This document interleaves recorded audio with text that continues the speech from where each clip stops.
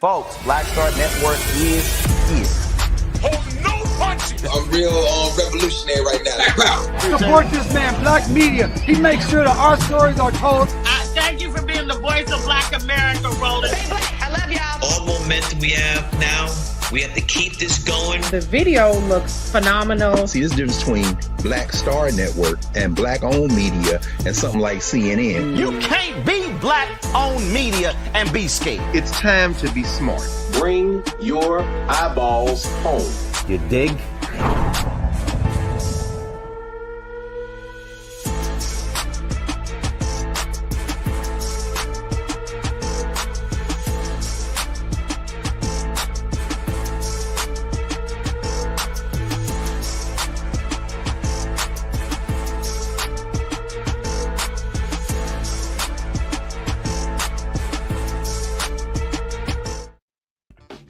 Folks, today, January 8, 2026, coming up on Roland Martin Unfiltered, streaming live on the Black Star Network. The continuing lies of Donald Trump and his imps continues regarding the tragic murder of that white woman in Minneapolis. They even sent out Vice President J.D. Vance to admonish everyone of blasting these left-leaning, violent domestic terrorists. Adam Serwer would join us from the Atlantic. He has a piece talking about how the smear effort immediately started from the Trump folks. Also, Congresswoman Jasmine Crockett gets teary talking about that murder that took place yesterday in Minneapolis. Folks are still responding there as well, so we'll be breaking down what's happening there. On Capitol Hill, guess what? Donald Trump vetoed 2 bills that were passed unanimously. Republicans are so scared of him, they wouldn't even override his veto today. But the Democrats did force Republicans to join with them. 9 of them did, and they passed a 3-year extension of the Affordable Care Act subsidies. Now it goes over to the United States Senate, and so we'll see what happens there. It's a whole lot we're going to be getting to, and so it's time for us to bring the funk on Roland Martin Unfiltered on the Black Star Network. Let's go. He's got whatever the miss, he's on it. Whatever it is, he's got the scoop, the fact, the find. And when it breaks, he's right on time, and it's rolling. Best believe he's knowing. Putting it down from sports to news to politics. With entertainment just for kicks, he's rolling. It's on go, roll, y'all. It's Roland Martin, yeah. Rolling with Roland now. He's funk, he's fresh, he's real, the best, you know he's Roland Martin.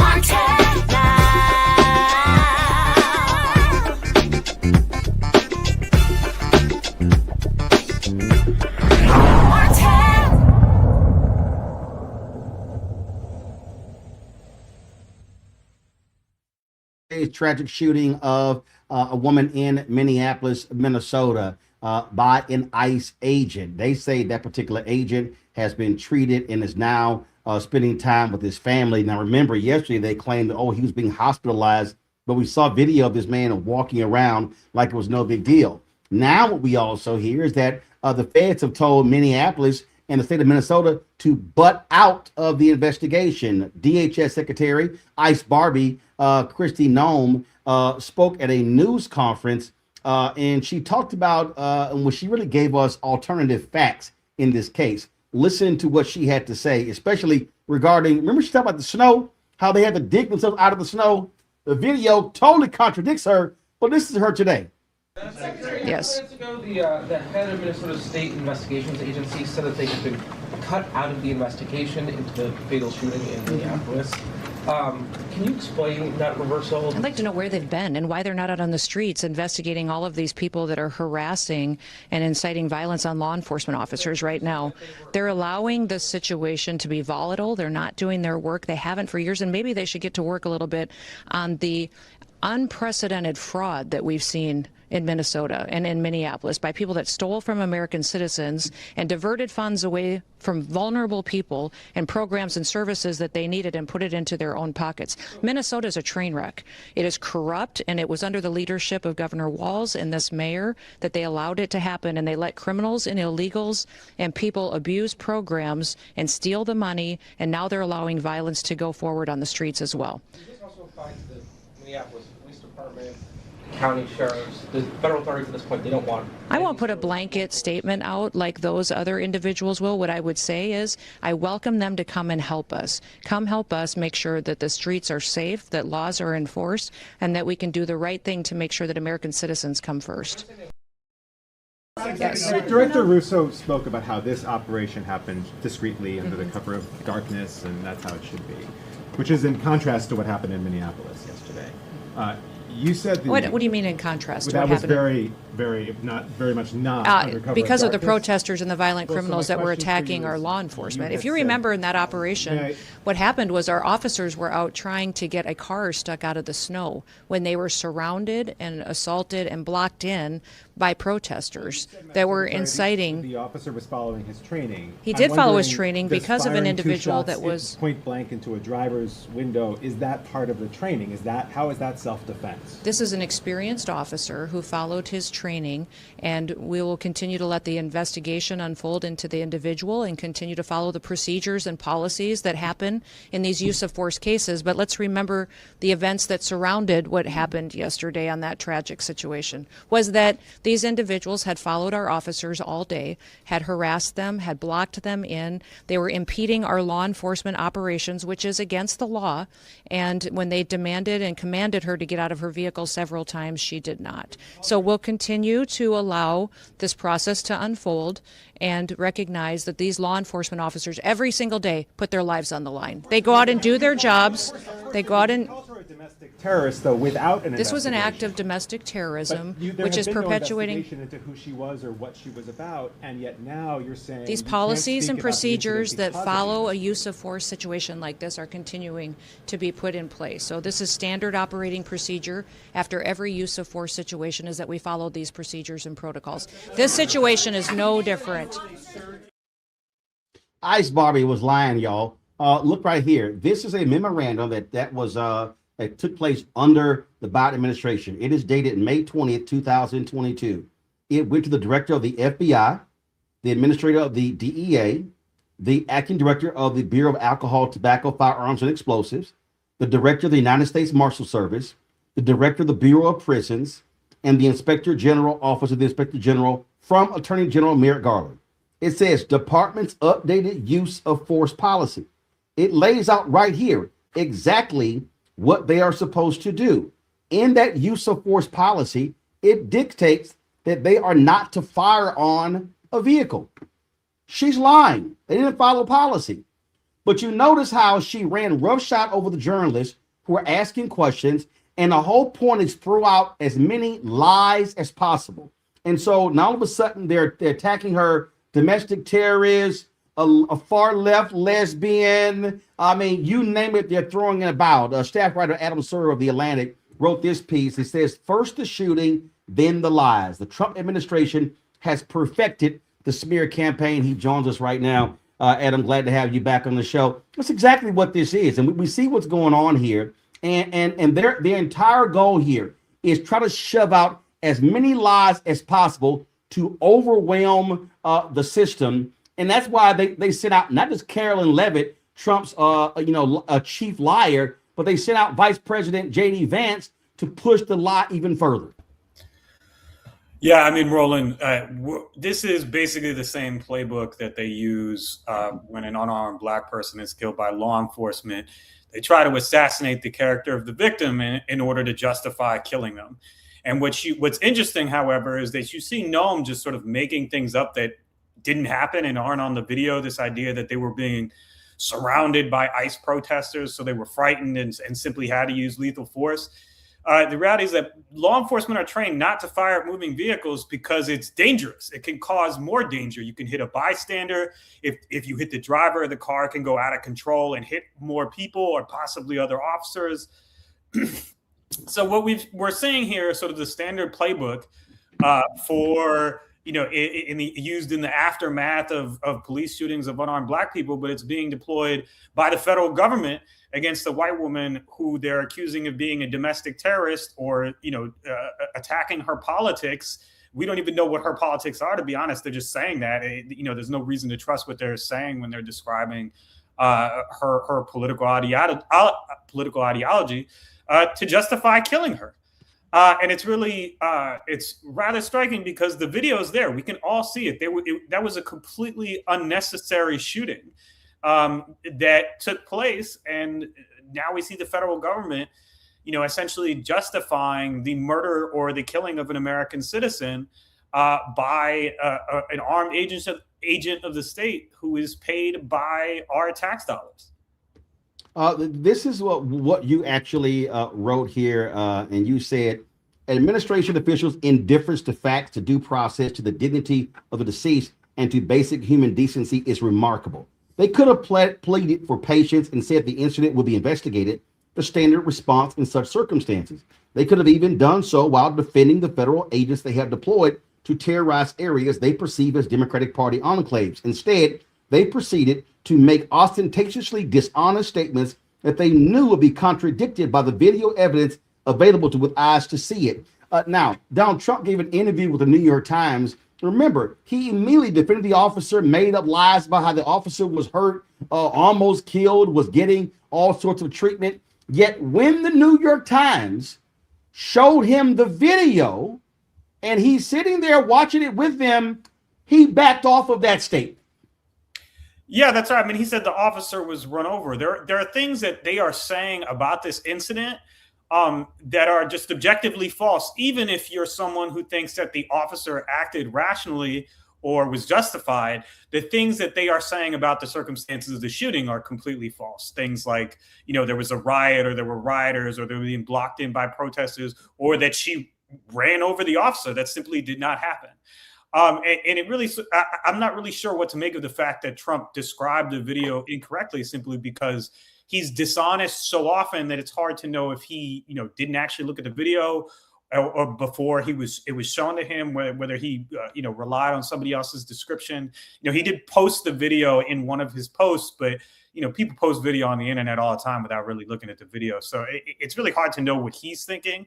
But it sort of doesn't matter. They are smearing this person. They are trying to destroy her memory the same way that they often do in the aftermath of police shootings of Black people. It's really an extraordinary example of how this stuff is never limited to the vulnerable communities on which it is originally practiced. You're absolutely right. And again, what's amazingly laughable, this here is the video right here. I'm playing it. And she's like, oh, they were stuck in snow. And we can see the video. We can see literally the truck pulls up and they get out of the car. And then this other ICE agent, comes around and then he fires the shot. He fires 3 shots. And then they're like, oh, my God. Oh, he was run over and attacked. And then we also know, to your point earlier, you saw how that car slammed into other cars. And then they refused to render aid. They would not allow a doctor to come and treat her. They would not allow the paramedics to come. The paramedics had to get out of the ambulance, run there to actually administer aid. They made no effort for 15 minutes. And their whole deal, they got this video of the officers laughing about it and patting themselves on the back. Yeah, I mean, look, one of the interesting things about this incident is that the federal government has consistently lied about the circumstances of confrontations between federal immigration agents and bystanders or people they're arresting. They have tried to charge people with assault many, many times and been unable to get an indictment because the facts don't fit the hyperbolic descriptions made by, public officials from the Department of Homeland Security or elsewhere in the Trump administration. The fact is they make things up. They lie to justify the use of force. And I think to some extent, the message that they want to send here to the American people is if you have the wrong political beliefs, not only will we defend someone, an armed agent of the state who kills you, but will imply that you had it coming because of your political ideology, whether or not you actually subscribe to that ideology at all. And again, she's sitting here calling this domestic terrorism with nothing to back it up. Now, it's amazing all these people who jumped out there talking about, nothing's going to happen to this officer. The shooting was justified. And I'm sitting there going, how can you just sort of make these statements? we know Donald Trump is not going to let the federal authorities do into this guy, but we also don't know if this guy could be charged by the state. Yet Stephen Miller had no problem going on Fox News, making it perfectly clear, ain't nothing happened to this guy. Listen to this. But what we need to reassure a couple points to all ICE officers: you have federal immunity in the conduct of your duties. And anybody who lays a hand on you or tries to stop you or tries to obstruct you is committing a felony. You have immunity to perform your duties, and no one, no city official, no state official, no illegal alien, no leftist agitator or domestic insurrectionist can prevent you from fulfilling your legal obligations and duties. And the Department of Justice has made clear that if officials cross that line into obstruction, into criminal conspiracy against the United States or against ICE officers, then they will face justice. Adam, his was very interesting. Yesterday, there was a high school where they lit out for the day. And what did the ICE agents do? They decided to show up, go on school property, and they started attacking the students, spraying them with pepper spray and things along those lines. The reason we're seeing these type of actions, and not just in Minneapolis, but we're seeing these actions take place. We've seen it in Los Angeles, in Chicago, and so many other areas. It's because of that Stephen Miller bite. Donald Trump said during the campaign, 100% immunity. What they've said is, it doesn't matter what you do. We are not going to hold you accountable, so you can show your ass as much as you want to.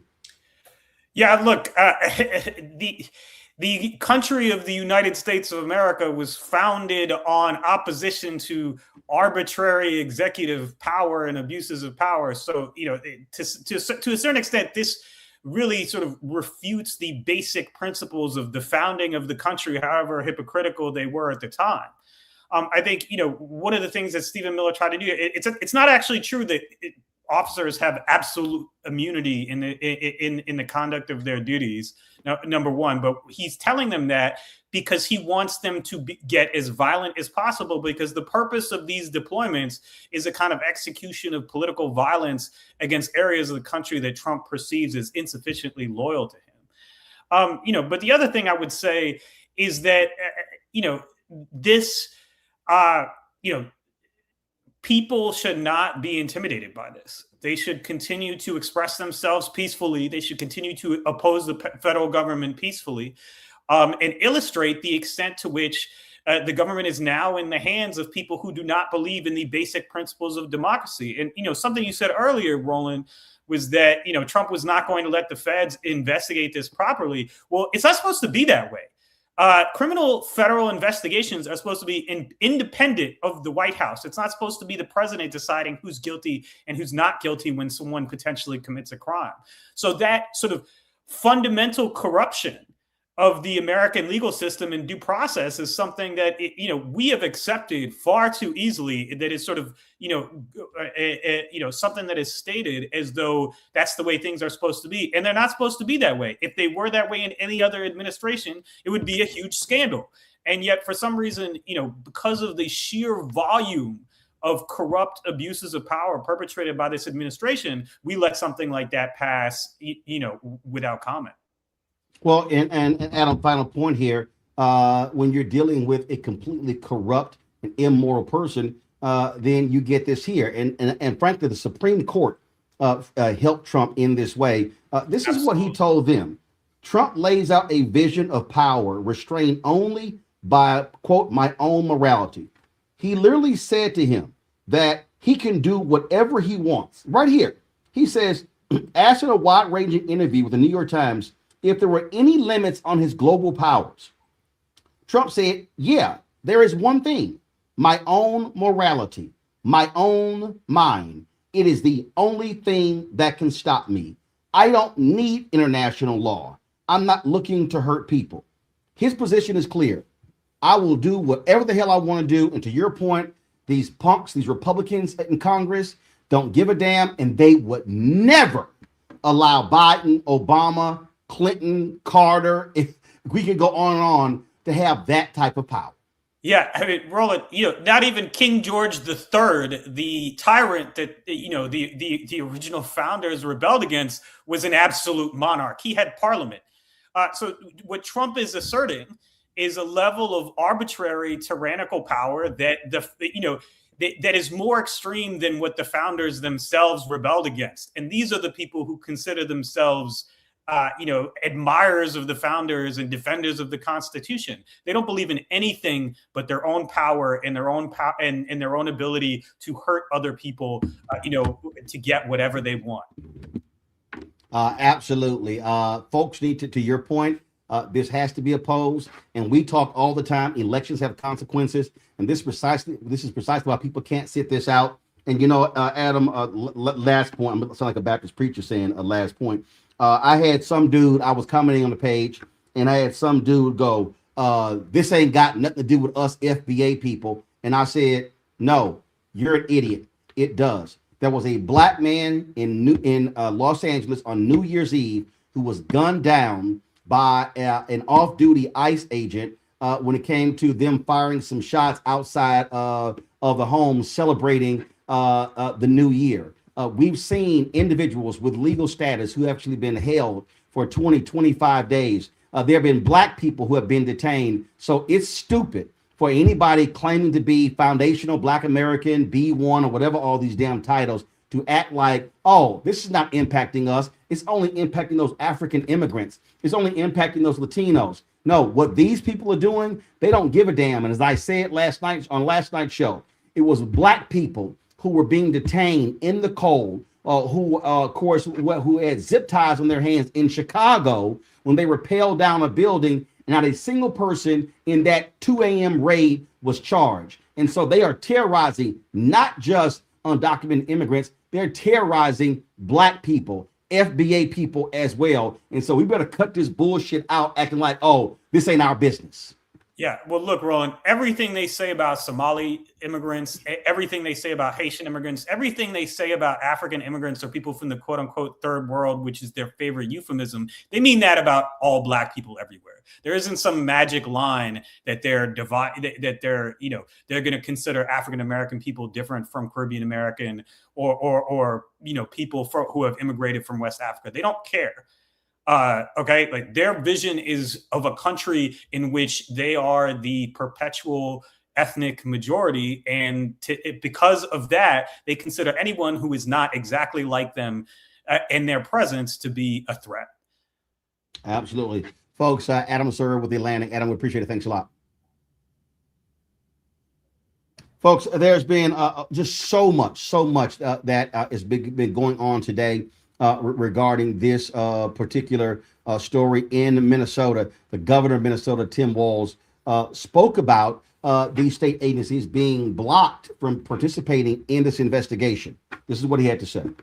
We've also spent a lot of time talking last 24 hours about accountability. That means no function of government operates with impunity. It means when someone's in a position of authority and they commit any act that impacts our people, there has to be another place to turn to get justice. Checks and balances. Basic idea, the center of the formation of our country. It's the only measure that protects us from the abuse of government or federal overreach or tyrannical government. Yesterday, the Minnesota Bureau of Criminal Apprehension, the BCA, spent the day yesterday attempting to get that accountability. We have learned that the Trump administration has now denied the state that ability to participate in the investigation. And I just want to make this as clear as possible to everyone. Minnesota must be part of this investigation.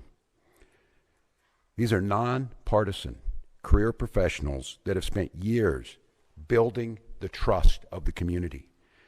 There's a BCA Force Investigations Unit that was created by the legislature, by the people of Minnesota, to provide an independent, consistent, and trusted mechanism for investigating the use of force incidents involving law enforcement officers. Minnesota has seen our share of these. And what you've seen is, and I have witnessed it during my time, that these professionals have risen to the moment. They are trusted by people. People who are not by inclination trusting of law enforcement or government have come to see the professionals at the BCA as true arbitrators that can get them justice. The unit is the result of years of scrutiny, public engagement, and bipartisan legislative action. Minnesotans have made it clear time and again they expect transparency through this process where a police officer uses deadly force. The BCA, Superintendent Evans, have earned that trust by delivering on that expectation. I think it's clear to everyone as they saw this that it feels now that Minnesota has been taken out of the investigation. It feels very, very difficult that we will get a fair outcome. And I say that only because... So, folks, that was, again, Minnesota Governor Tim Walz. Judgment from the president to the vice president to Kristi Noem have stood and told you things that are verifiably false, verifiably inaccurate. They have determined the character of a 37-year-old mom that they didn't even know. All right, folks, that was Minnesota Governor Tim Walz there. Things got very emotional on Capitol Hill today. Congresswoman Jasmine Crockett really challenged Republicans on this issue and said so many Democrats were disturbed by this woman being gunned down, and Republican response is pretty much callous and indifferent. It is so hard to sit here sometimes because I didn't come to Congress to write laws or to do things that are hurting people. I'm just asking if there's any decency or heart or courage on that side of the aisle. The fact that a woman was killed, she was shot in her head, and y'all are pretending like nothing happened. I remember when Charlie Kirk got killed. Do you remember what our response was? Our response wasn't to sit there and pretend like it was okay. Is it okay because you have a badge? Because the last time I checked, allegedly no one is above the law. Can y'all not just have a little bit of courage and humanity? A child.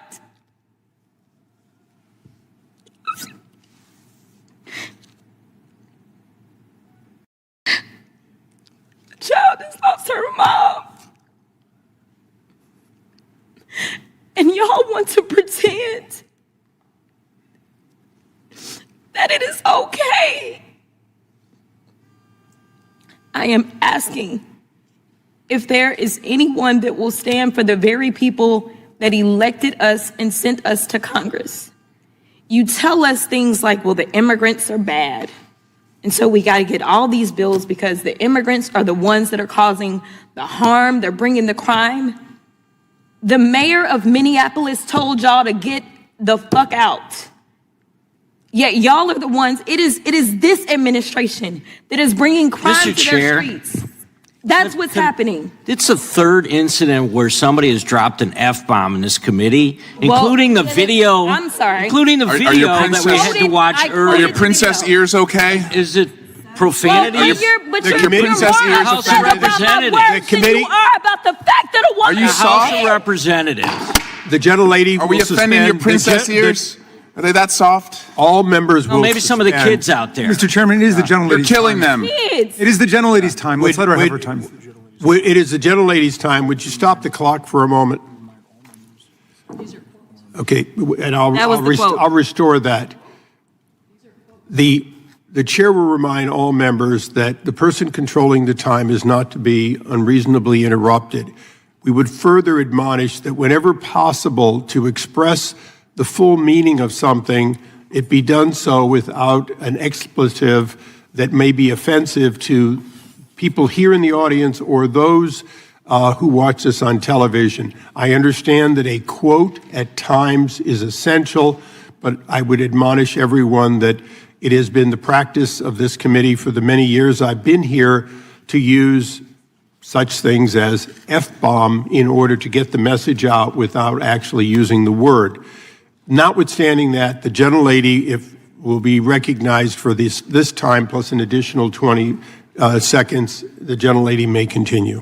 Thank you, Mr. Chair. Long story short, we are sitting in judiciary and no one on that side of the aisle seems to care that this particular person, whose name we don't know at this point, became the judge, jury, and executioner.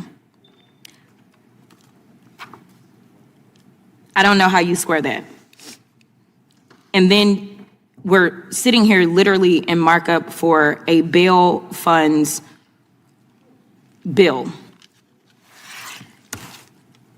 When I first ran for office, it was in the midst of yet another lynching by law enforcement in Minneapolis. At that time, it was George Floyd. I remember working as a pro bono criminal defense attorney to help protesters that were being arrested. There were more than 600 protesters that were arrested in Dallas. There were churches that came together to make sure that there were bail funds. There were nonprofit organizations. And to explain how it works for bail, since we're in judiciary and we're writing the laws, and some people may not understand this, but those bail funds, those nonprofit organizations are not the ones that determine whether or not somebody gets bail. What they do is they help out poor people, which I know y'all are not interested in either. But they help out people that aren't rich and famous and have limitless amounts of money, like all of the Epstein defendants who somehow y'all can't find, even though y'all went and got Maduro. But it helps out those people to be able to get out of jail. Many of those people that if they spend just a couple of days in jail will then be thrust into straight up poverty because they will lose everything. Why it is that you want to criminalize people such as churches that are trying to help the poor because they understand what the Bible says, and they don't just say that they understand it or say that they love Jesus, but they decide that they actually put it into works because faith without works is dead. That is wrong too. And I'm here to tell you that there's going to be a lot of nonprofit organizations that are going to step up in this moment, because there are going to be protests around this entire country because of the state-sanctioned execution that we all saw unfold, unless there is some kind of justice that takes place and we get the name of that officer and that officer is prosecuted. So I ask that law enforcement, we have oversight over them. I am the oversight ranker. Let's go ahead. In fact, I make a motion that we have a hearing in the oversight subcommittee as it relates to this particular issue and what took place. That was Congresswoman Jasmine Crockett. This has angered so many different people in so many different ways. And former Minnesota Governor Jesse Ventura is weighing in, saying he is so pissed off with what's going on that he actually may run again for governor. And he had a lot to say to Donald Trump. Check this out.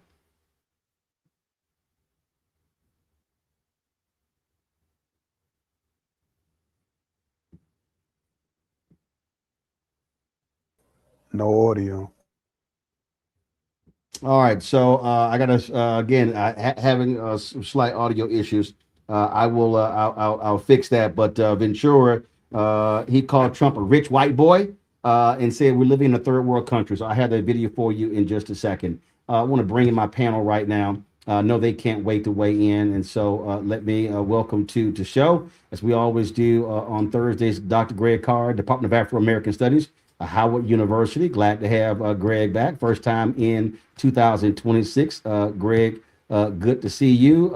Reese Colbert, host of the Reese Colbert Show, Sirius XM Radio. Glad to have you on the show as well. Dr. Nola Haynes, of course, Georgetown University School of International School of Foreign Service. Glad to have all three of y'all here. Let me start with you, Reese. It's been a whole lot that's been going on. It's just been literally crazy what has been happening. And just as Adam said, the lies have been coming just full tilt from these wackos in this administration. But that's what they do. They're following the liar in chief. He lies, they lie, and they say, what the hell? And MAG is so dumb, they believe the lies. Well, yeah, I mean, they want us to believe in alternate reality, and what they should really do is be embarrassed. We know that this administration has no shame, but typically you would hear measured responses out of DHS, out of the White House. If you didn't have degenerates running the country, you have Beavis and Butthead, Ren and Stimpy, and I can't even think of an insult for Kristi Noem. She's just the bitch. And so you have these people of very low moral character who are essentially saying that white lives don't matter. Because this was a white woman who was a U.S. citizen who was gunned down by a person who has zero jurisdiction over U.S. citizens. ICE is not law enforcement. And that is something that I want every single Democrat to repeat. And that is something that I want the media to make very clear. ICE is not law enforcement. ICE is immigration enforcement. Immigration enforcement does not have jurisdiction over American citizens. They do not have jurisdiction to dictate a traffic stop. They do not have jurisdiction to pull somebody out of their vehicle. And they for fuck sure do not have jurisdiction or immunity to shoot a woman in the head as she's driving away. This ICE agent escalated the situation by stepping in front of the vehicle, by trying to physically assault Renee, and then he turned around and murdered her in cold blood. And as opposed to doing the proper thing, which is say that there will be a thorough investigation, there will be accountability, and trying to distance themselves, they are cheerleading it on because they want to empower their white nationalist vigilante militia to go around and targeting anybody. And if you're a white person that gets away with their white nationalist agenda, then your ass is grass too. That's why I've been calling this Trump crow. That's why I've been calling this Trump crow, because it is not just an attack on Black citizenship. It is an attack on every American that does not fall in line with the white nationalist billionaire trillionaire agenda. And unfortunately, a woman who is a mother who now leaves orphans behind has paid the ultimate price. She was not a radical. She was not a terrorist, which apparently now all of a sudden they recognize terrorism after just rewriting history on January 6th a couple days ago. Now all of a sudden they want to say that a person is escalating it, as opposed to when they were blaming the cops in January 6th a couple days ago. So there's no intellectual consistency. The only thing that's consistent in here is cruelty is the point, depravity is the point, and white power is the point. What we're witnessing here, Noah, is simple, and that is what Trump wants. He wants the TV show. This is all about a television show. It's all about, this is a live version of 48 hours. The media budget for ICE is crazy. They got their own cinematic cameras there, and they're dropping all of their creative videos. And so what they're saying to their white base, look at us. We are rounding these people up and throwing them out of the country. That's what all this is about. And listen, Fox News is driving the propaganda arm, conservative talk radio, the digital people. That's what all this is. It is all about driving this whole notion, this idea that we are running these brown people out of the country. And so you name it. So whether you are Somali, any African nation, if you are Venezuelan, Mexican, whatever, we're running these people out because we want this to be for us. It is absolutely about whiteness. Absolutely. It is performative strength. And this is what happens when you get a reality star rolling down the escalator, announcing his presidential aims and goals. And so we have not left this horrible, horrible reality show that we are all forced not just to watch, but to also participate in. And, I want to say something about the way that this administration, not just Trump 2.0, but also Trump 1.0, the way in which he uses terrorism as a legal justification for enacting whatever sort of crude national security foreign policy this regime has in mind. And one of the reasons why I say that this is performative, and to your point, Roland, when you look at statistics, the amount of folks that are being sent out of the country, the numbers are actually not that far apart from the last administration. So all of this performance, all of this fear of having the ICE officers in their gear, and their guns and all of this stuff, it is definitely meant to scare communities into compliance, right? These are not the acts of leaders who are America first because they shot an American in cold blood in her face for us all to see. And for the folks that were so worried about Jasmine Crockett dropping the F-bomb, how do you think those kids felt when they saw all those videos on TikTok and Instagram? Because when I first saw that video yesterday, there was no warnings. Those kids that congressman was so worried about hearing the F-bomb saw that lady get shot in her face and in her head. That's what I'm worried about. That's what I'm worried about the kids seeing. I could care less if Jasmine Crockett is dropping the F-bomb in Congress. More F-bombs need to be dropped in Congress. All of this is so upsetting, Roland. You know, my week started off with the 1-6 hearings on the Hill. They were emotional. I sat there and I watched Nancy Pelosi the entire time, Roland. I watched this woman sit there for hours while she listened to testimony, while she testified. And that woman got up there and she said, I still pray for Donald Trump. This man who has done everything in his power to make her life a living hell and the rest of us, our lives a living hell. So all of this is taking a collective toll. And that's what I felt from Jasmine Crockett today. She said what we wanted to say. But the whole thing here, Greg, is again, that's also by design. It is to completely this is sensory overload. So whether it is Venezuela, it's everything that they're doing, every policy decision, Doge, the cut, all of this sort of stuff. It is saying we're going to wreck all of this.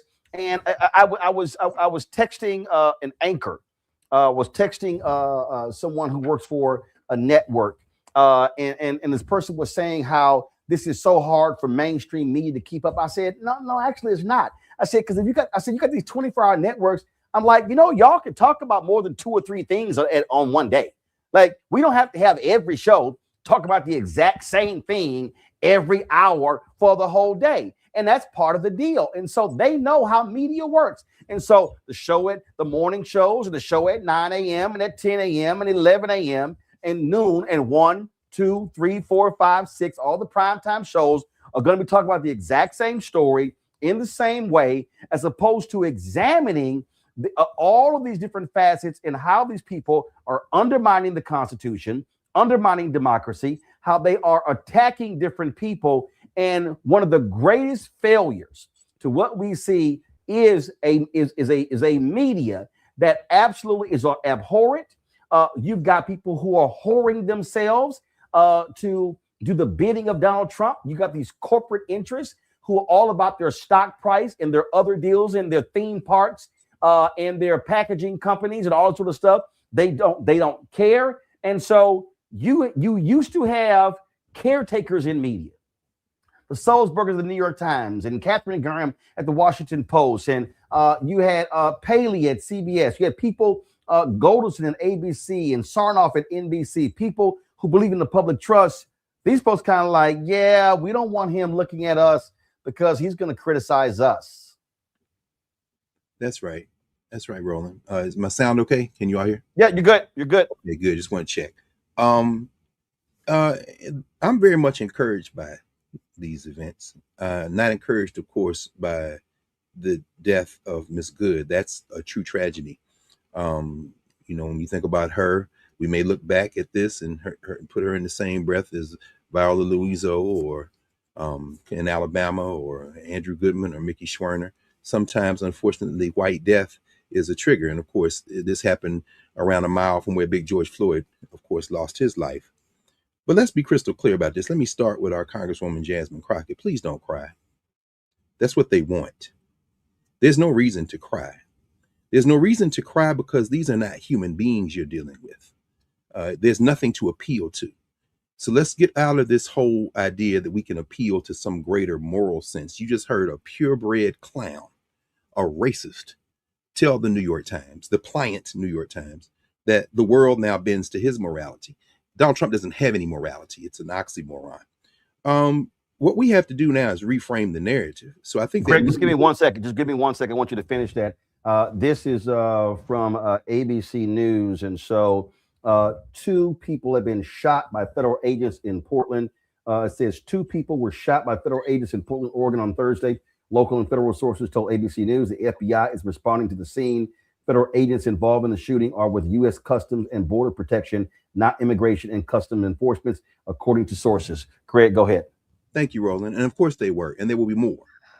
There will be more. They will join an indefensible piece of a human being, a little man whose little tiny manhood sheathed by cloth over the top third and bottom 2/3 of his face. Jonathan Ross, as it is now being reported, USA Today, among other media sources over the last couple of hours, have reported that the enforcement operations officer identified the killer of Miss Good is named Jonathan Ross. And this isn't the first time that he has assaulted other people. And this doesn't have anything to do with citizenship either, y'all. Let's stop using that. Let's stop reframing this in terms of it was a U.S. citizen. It was a human being.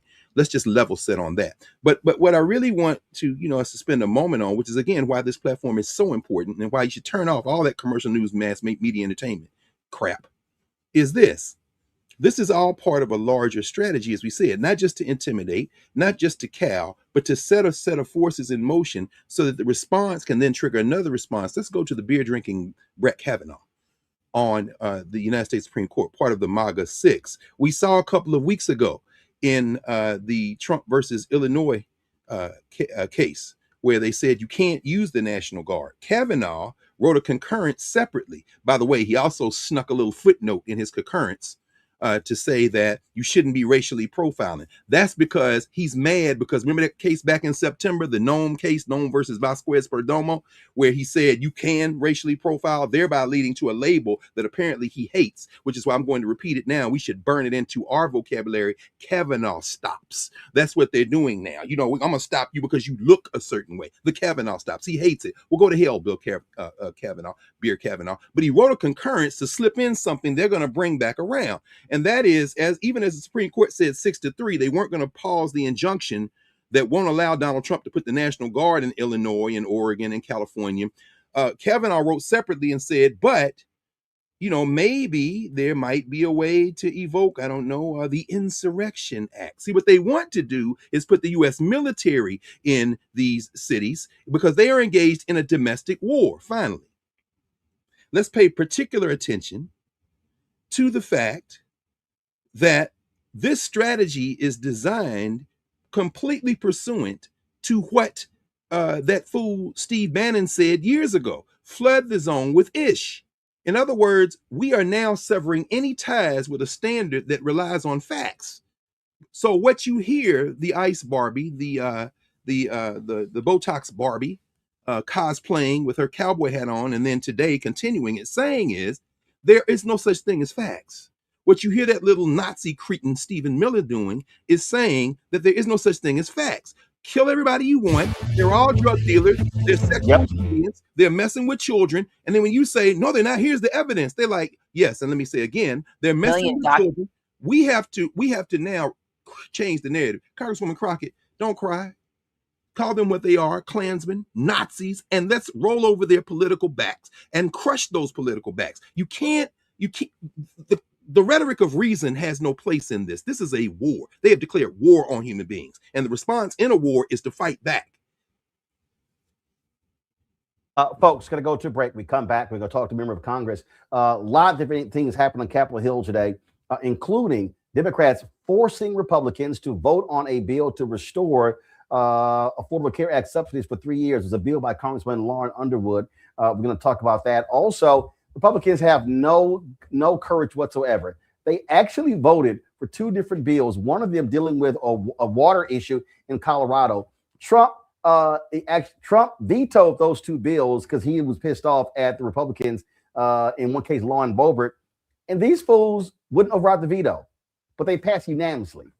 That's what happens when you have zero guts and zero courage. We'll be right back. Roland Martin Unfiltered on the Black Star Network.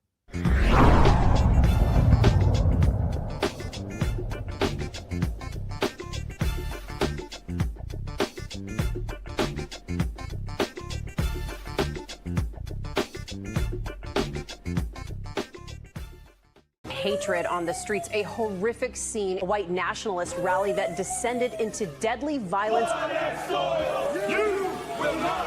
White people are losing their damn minds. as an angry pro-Trump mob storms the U.S. Capitol.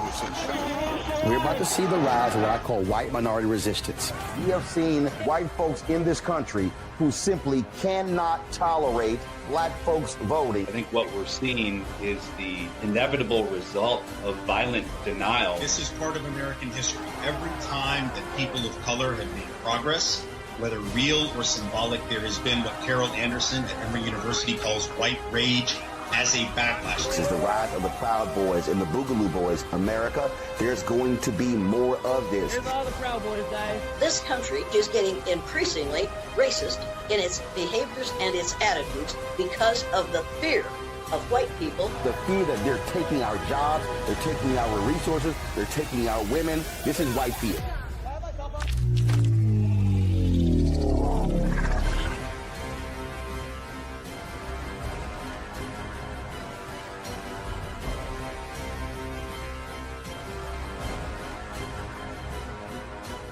They said the quiet part out loud.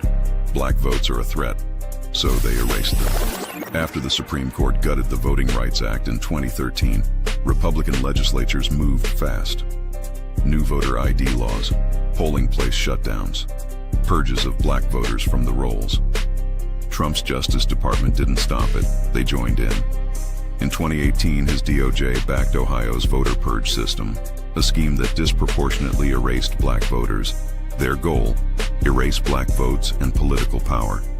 Yeah, that happened. These are the kinds of stories that we cover every day on Roland Martin Unfiltered. Subscribe on YouTube and download the Black Star Network app. Support fact-based independent journalism that centers African Americans and the issues that matter to our community.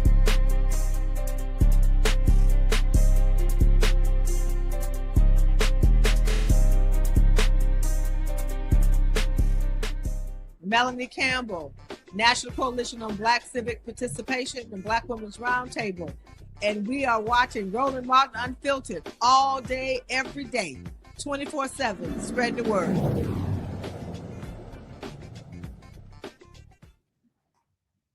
Folks, big happenings on Capitol Hill today. Democrats forced a vote on restoring the Affordable Care Act subsidies. This was the tally right here. It was 230 to 196. 17 Republicans voted for the bill. With the bill by Congresswoman Lauren Underwood. I made a mistake yesterday. I said her bill had 1 year of subsidy. It was actually 3 years worth of subsidies. Now it goes over to the United States Senate. There's no word of whether or not it's going to actually pass over there, but it does put pressure on Republicans, especially those senators who are running for re-election, because they're going to have to vote on this issue of restoring health care to their constituents. And you know what? You got folks in North Carolina, in Georgia, in Iowa, in Texas, who are all impacted all around the country by this. And so guess what? They now are going to have to deal with this. And so that was a huge, huge action taken today. Virginia Congressman James Walkinshaw joins us right now. Congressman, glad to have you on the show. This was an effort, this was first of all, a great move by Democrats. And I kept saying in 2025, the Democrats are out of sort trying to figure out how to respond to what's going on. And we saw with the Epstein files, that discharge petition. Now, here you had an issue, and Republicans were vulnerable by Democrats using the discharge petition. You go bypass the committees, you bypass Speaker Johnson, and you force them to actually vote on this. To me, there should be other affordability issues that Democrats should be eyeing in 2026 to force the same vote on other issues. You're absolutely right, Roland. I mean, this was a big victory today. Credit to Congresswoman Underwood, leader Hakeem Jeffries, who really united Democrats around this fight for healthcare affordability. You know, we went through a shutdown where we kept the pressure on the Republicans to cancel their healthcare cuts. We took the argument to the American people across the country and highlighted the impact of allowing these tax credits to expire. And we got a big victory today. And you're right, the Senate should be feeling some pressure right now. What they should do is take up the bill, the 3-year clean extension, pass it and send it to President Trump's desk. It sounds like Republican leadership over there aren't going to do that, but that would be the smart thing for them to do. But you're absolutely right. We have to find other avenues over the course of this year to force Republicans to come to the table and join us in trying to make life more affordable for the American people. I think one way we'll be able to do that is with these tariffs. We know that Trump's tariffs are driving up costs for hardworking families, especially low or moderate income families who spend more of their income on, everyday goods and durable goods, and the tariffs are driving up those costs. We have discharge petitions on a bunch of those tariffs, and we're going to be pressuring Republicans to join us on those as well.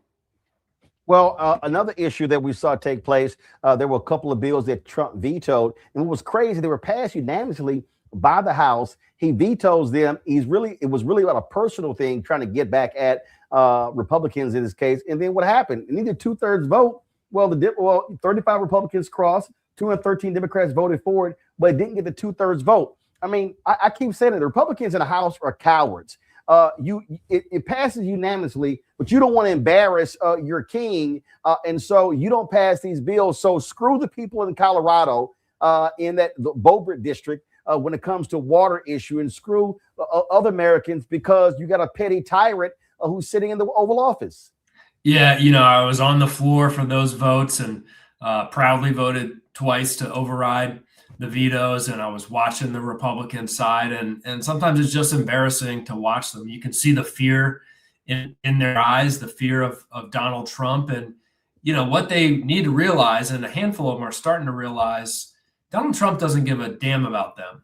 He doesn't care about their policy priorities. He doesn't care about their political futures. Donald Trump only cares about Donald Trump, but a lot of them seemingly are going to go to their political graves with their arms wrapped around Donald Trump, hoping that he'll love them back someday, and he just ain't going to do it.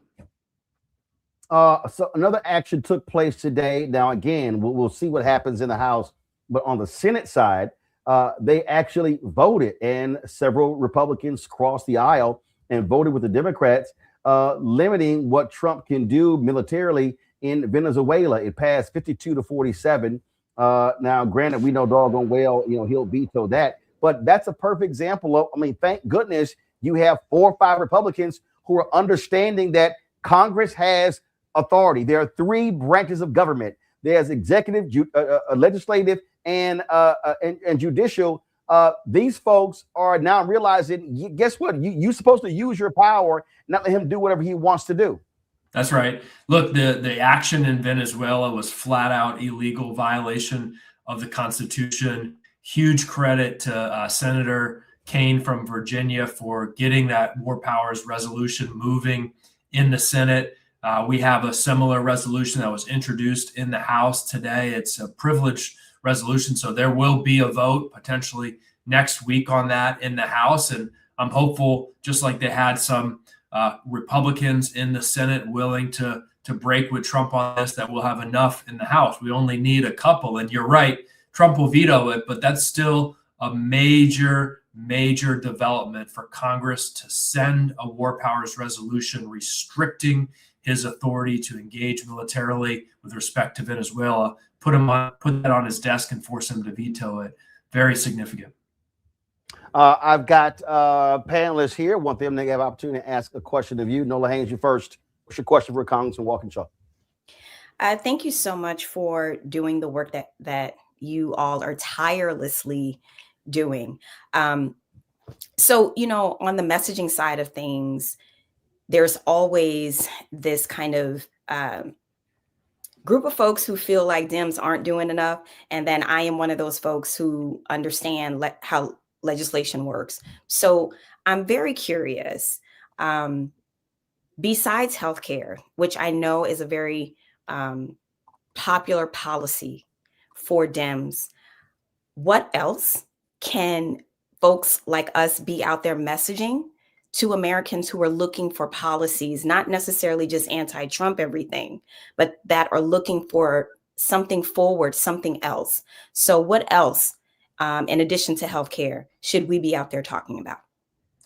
Yeah, I really appreciate the way you framed that. And, I think as you described, There's a lot of folks out there that want to see Democrats in Congress fighting, have wanted to see more of that. I think we've been delivering that over the last couple of months. But, you know, my dad was a boxer, and he used to tell me, you know, the purpose of a fight is to win. Sounds like a simple thing, but some people don't seem to get that. So we also have to find some fights like this healthcare fight that we can fight and win and deliver for the American people. I mentioned rolling back the tariffs. I think that's an important fight. You're right. That's an anti-Trump policy. But I think this year, as we look to go to the voters in November in the midterm elections, you will see congressional Democrats coalesce around a coherent, consistent agenda around affordability. Yes, healthcare, extending the tax credits, but also things that we as Democrats want to do, which is, you know, bring down prescription drug prices, get us closer to universal affordable healthcare for every single American, a minimum wage, a real living wage for every single American, more rights for working people so they can organize, come together in the workplace and get the pay and benefits and conditions that they need and deserve. I think we just need to do the things that Donald Trump said he was going to do when he campaigned, when he said he was going to bring down costs for everyday Americans. He said he was going to deliver a better economy for working Americans. You and I know that was a lie when he said it, but a lot of Americans bought into it, and we got to actually take that out and deliver it in real ways. Kristi. Thank you, Congressman, for being here. You know, what I'm seeing is a lack of information, like dashboards or something that's easy to kind of get your hands on to really explain the severity and the vastness of the situation. I think the Democrats did a really good job around the big beautiful bill and kind of messaging, and even around the shutdown before, messaging how these subsidies are going to impact everybody's prices. Is there anything in the works that you can think of that will help really bring this closer to home for people who maybe are not on Obamacare, who are not on the exchanges, and who maybe feel like this is an issue that other people have to deal with that doesn't really impact them? Yeah, look, it's a huge challenge with healthcare because our healthcare system is so complex, and describing what different changes mean to different folks. I usually try to do it in the terms of, you know, by sharing stories less than statistics and numbers. I talk about a constituent of mine who's here in Fairfax County, Virginia, 28 years old. He and his wife just welcomed their first child a couple months ago, so they're really excited for that. They get their health care from the Affordable Care Act exchange, and last year their premiums for the three of them, mom, dad, baby, was $800 a month, which is a lot of money, but they could afford it with some scrimping. This year, because of the expiration of the tax credits and other things Republicans have done to drive up healthcare costs, their premiums are $1,600 a month, and they can't afford that. So dad doesn't have health insurance as of today, so that they can pay for it for mom and their new baby. And those are the choices that Americans are making. So I think those stories that, you know, folks can relate to are probably the most effective way for us to drive the importance of this issue home. Brett. Thank you, Roland, and thank you, Congressman Arkansas. We saw, of course, that you and your colleagues moved some legislation, some of the appropriation legislation today, kind of, you know, trying to forestall or prevent some of the stuff that might hit at the end of the month and perhaps another government shutdown. My question is pretty basic. How much do you think that Mike Johnson's very tenuous grip, we saw him scurrying out of the chamber after another vote that he couldn't prevent today, how much do you think his very tenuous grip on the speaker's gavel might be used as an asset by you and your colleagues to try to break up this Republican solidarity? I'm saying that because we know that there are the open seats in Texas and California, the death of your colleague, of course, LaMalfa. Taylor Greene's seat has up for, of course, election. And of course, there's Mickey Sherrill's seat in New Jersey.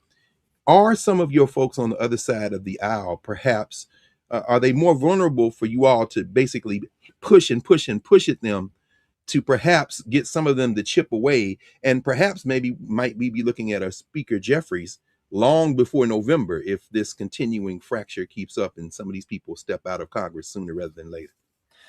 Yeah, you really honed in on a critical dynamic here. And, before I get into the possibility of a change in power before the elections, as you, I think, hinted at, Speaker's tenuous control, not just his very narrow majority, but the fact that, look, generally, even at the White House where it's been reported Trump laughs at Speaker Johnson, he's viewed as a very weak leader.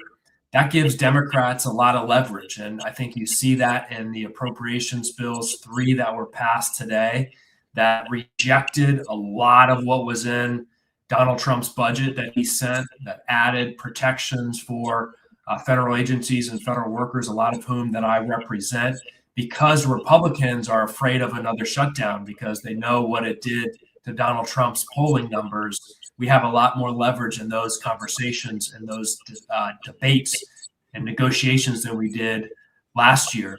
And you're absolutely right. I mean, given the narrowness of his majority, if you had more resignations, a couple more resignations, or anyone switching parties, or God forbid, any other significant life event on the Republican side, you could have an evenly divided House or even a narrow Democratic majority. We will have another special election in Texas that's likely a Democratic seat later this month. So we'll be adding a Democratic seat. You mentioned former Congresswoman, now Governor Sherrill as well. So a lot of moving pieces, and it could be a very unpredictable year in the House of Representatives.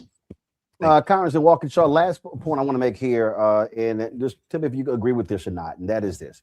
There were a lot of people who disagreed with me and others, and they said, that I was wrong to support the Democrats' action when it came to the federal government shutdown. And I said then, Democrats should not lift a finger. They should force Republicans to do their job. And I fundamentally believed that what the shutdown did was, I think what it did, it woke Democrats up. It finally caused Democrats to find a singular issue. And also, I think probably right before that, what was happening with the Epstein files. Those two things, the Epstein files and that discharge petition and the shutdown, forced Democrats to look at what people were talking about and the issues. And what it did was it gave Democrats time to refine a healthcare message, tap into it, build resonance, where Republicans, independents were like, what the hell is going on? And so while that was happening, you take the tariffs as well, how it's impacting all of these white conservative farmers in areas where they voted 65, 70, 75% for Trump. And so the shutdown in many ways gave House Democrats in the Senate your sea legs. And so now I think the thing is, how do you build upon that? Do you sort of you agree with that? I think you're absolutely right. And, I was in a similar place debating with people before the shutdown. And I told people, look, the American people, if there's a shutdown, as ultimately there was, the idea that the American people won't blame Donald Trump for that shutdown was absurd. Donald Trump spent most of the year 2025 shutting down the federal government. I mentioned I represent 60,000 federal employees. Every neighborhood I represent, you have folks who have been fired by Donald Trump, who worked in federal agencies, entire agencies that were shut down by Trump before the technical shutdown that we had. So I knew that voters would blame Donald Trump, right? He's the guy that hates the federal government. Of course, he'd be very willing to shut it down if he doesn't get what he wants in terms of his cuts to the healthcare system. And I felt like, look, I didn't want to see a shutdown. My constituents, some of them went without paychecks through the shutdown. But Republicans made no effort to reach out to Democrats like me in those negotiations or conversations to say, hey, we don't have the votes on the Republican side, so we're going to need your vote. What's important to your constituents that we can consider here in this process? They just made no effort to do that. So I think you're absolutely right. It allowed Democrats to highlight the healthcare issue. It help to unify us and the country correctly blame Donald Trump and Republicans for it. All right, then, Congressman Walker and Shaw, we appreciate you joining us on the show. Look forward to having you back. Thanks, Roland. Have a great night. Thanks a bunch, folks. We come back. Ooh, the racism, the white supremacy of Megyn Kelly and Elon Musk is on full display. What do we say here? Hashtag we tried to tell you. We're going to talk about that next. Plus, we also got Black Star Network headlines with Brittany Noble. Folks, you want to support Black Star Network in this show, please do so by joining our Bring the Funk fan club. The goal is to get 20,000 of our fans contributing on average $50 each a year. If you can't contribute that, you do less. We totally understand that. We appreciate it. If you can do more, we appreciate it. This is critically important because if 20,000 people give $50, it raises $1 million. It really offsets our costs, which are $195,000 a month. As I said, we've hired 4 new people in the past month. We are launching a new daily noon show. The end of this month. We're launching a weekly health show as well. We've hired an editor to transform blackstarnetwork.com, and you see the content on the site. You see how we are changing that. It's going to be a lot more robust as well, because our goal is to continue to build the preeminent Black news and information network in the country. Ain't nobody doing what we're doing, folks. And so we got to continue to keep driving as hard as we can to build this. So your support is critical. You want to contribute via Cash App, use the Stripe QR code. You see it right here. That's also for credit cards. PayPal is R Martin Unfiltered. Venmo is RM Unfiltered. Zelle, Roland at RolandSMartin.com. Roland at RolandMartinUnfiltered.com. Checks and money order. Make it payable to Roland Martin Unfiltered. P.O. Box 57196, Washington, D.C. 2003 7-0196. You got to give us some time, y'all, because, again, I check the mailbox every couple of weeks. We get the checks and money order. We got to open each envelope, sign the back, process them, take the picture, all that stuff. So it takes some time to get all that done. And a lot of the money orders cannot actually be taken with the photos. I have to physically mail those to the bank for them to be deposited. So again, we'll try to get them done as fast as possible. Let me go to break. Be right back.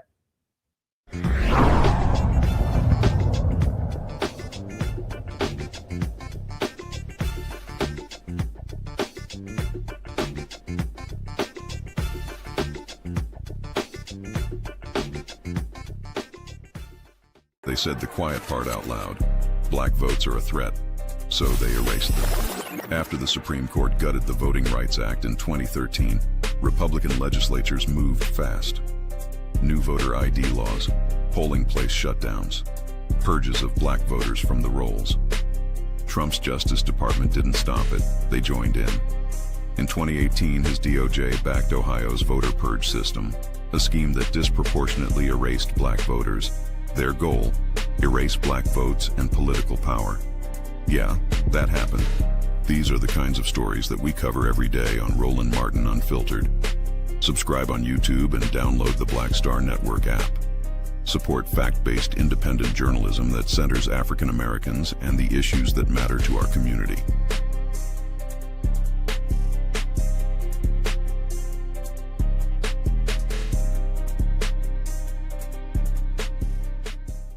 If in this country right now, you have people get up in the morning and the only thing they can think about is how many people they can hurt, and they got the power, that's the time for mourning.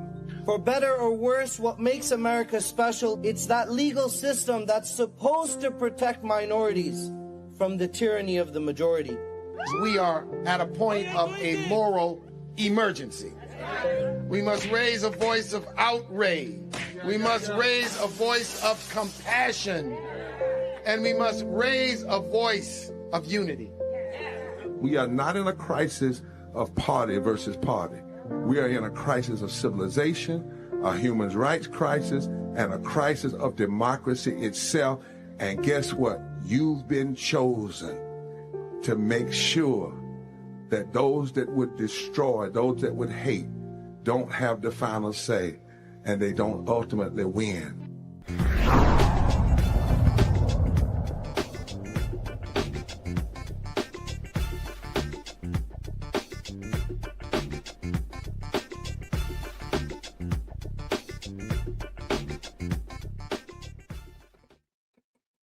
Boy, you can always count on white folks showing us exactly who they are. Now, we've always known who Megyn Kelly is. When she made her comment on Fox News that Santa Claus was and is always white, when she made her blackface comment, not seeing anything wrong with that, on NBC Today show. We all knew that. Well, since she got her independent show, you know, she got paid $69 million after she got fired at NBC, launched her own show, and oh my God, Sirius XM Radio signed her to a new deal. She's launched a media company. Oh man, she's a darling of the right, and she is going as hardcore right as she possibly can. White and right. She did an interview with Tucker Carlson. They were talking about Nick Fuentes, the self-acknowledged racist, white supremacist, anti-Semitic individual, misogynist. What the hell else we want to call him? This is the guy who Kanye West took to Mar-a-Lago to have lunch with Donald Trump. Yep, Trump had lunch with him. This is the guy who the CEO of the Heritage Foundation said, we got to have this kind of person in the party. So listen to what Megyn said to Tucker Carlson. I had no problem with the fact that you interviewed Nick Fuentes, and you did it your way. And I happen to know, because I know you, and I know some other things about that interview, that you did it with a pure heart. It wasn't because you were in love with all of Nick Fuentes' messages at all. But I know you, and I understood, this is, you don't have to confirm or deny, but I thought you were very much trying to reach him with your main message that you say all the time, which is in the conservative sphere, on the right, we don't judge people by identity. You didn't say it this way, but we're not big on the N word and the other words that he's been calling people like Usha Vance, or even thinking about people that way, because that's what crazy leftists do with identity. But it's anti-Christian too. I hate that. As Christians do. Yeah. Okay, so that you tried. It didn't really work, but you tried. And I know your heart was in the right place, and it was a worthwhile exercise because he's a very interesting guy, let's face it. Yeah. He's obviously got some very extreme views, but he's very interesting and he's very smart. And on a lot of things, there is value to be derived from that guy's messaging. I'm sorry, but he actually has a lot of things he talks about that you're like, this is not a bad point about our country. Excuse his thoughts on race and Jews and the Holocaust and all that, obviously. Okay, so I was fine with your interview with Nick Fuentes. Oh, he has such great things to say. Oh, well, you know, let's excuse the little racist things. Let's excuse the anti-Semitic things. Let's excuse the sexist things. But got some great ideas. Oh my God, he's a really interesting guy. Well, even the folks on the right were savaging her ass. This is a Mediaite story right here, where one of them called her Grandma Groyper, Megyn Kelly savage for singing the praises of Nick Fuentes. And you go through this article, it lays out all those different people. John Podhurst, Megyn Kelly is rotted to the core, and for what? Not even whales. Then if you keep going, you'll see Benjamin, this dude Ben Dominic. He's married to the insufferable Meghan McCain. If you think Nick Fuentes is brilliant, I'm honestly impressed that you have enough brain function to remember to breathe. Then you go down here, Dave Rubin, great move for Grandma Groper to attach herself to Fuentes and Candace, meaning Owens. Is there anything she won't do for a click? Find out tomorrow. Then let's see here.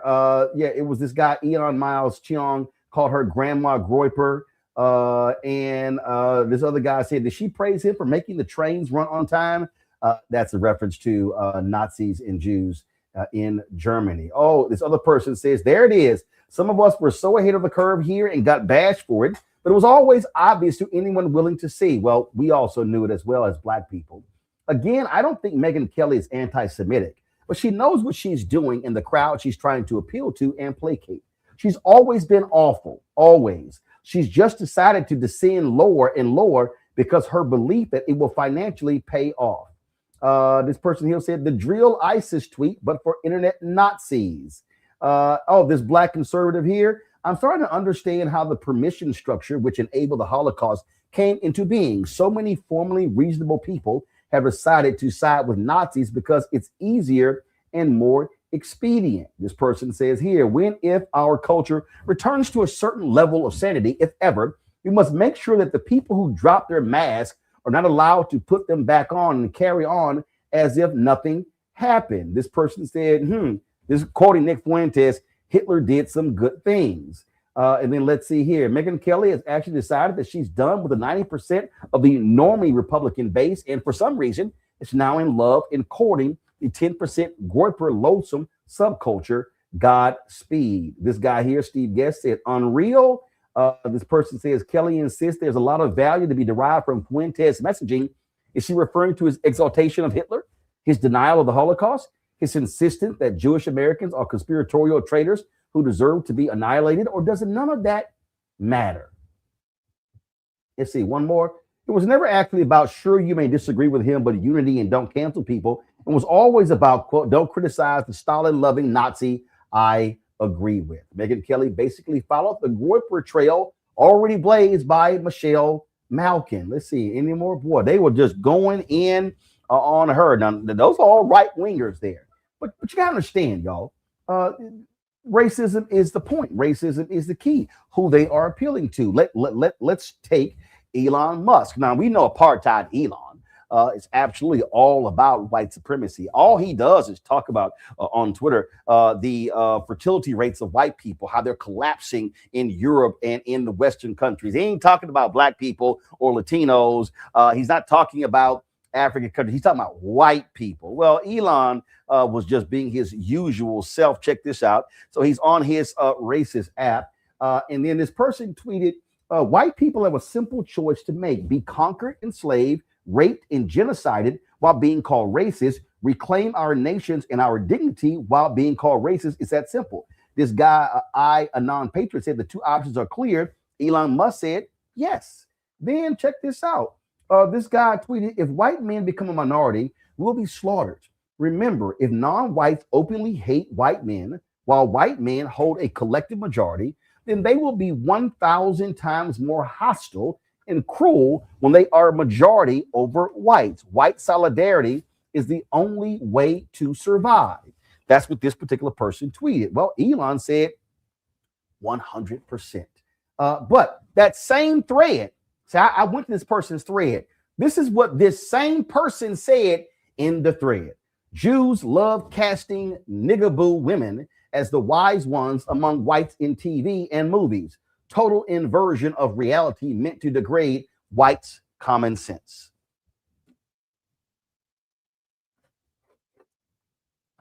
Did I not tell y'all this 4 years ago?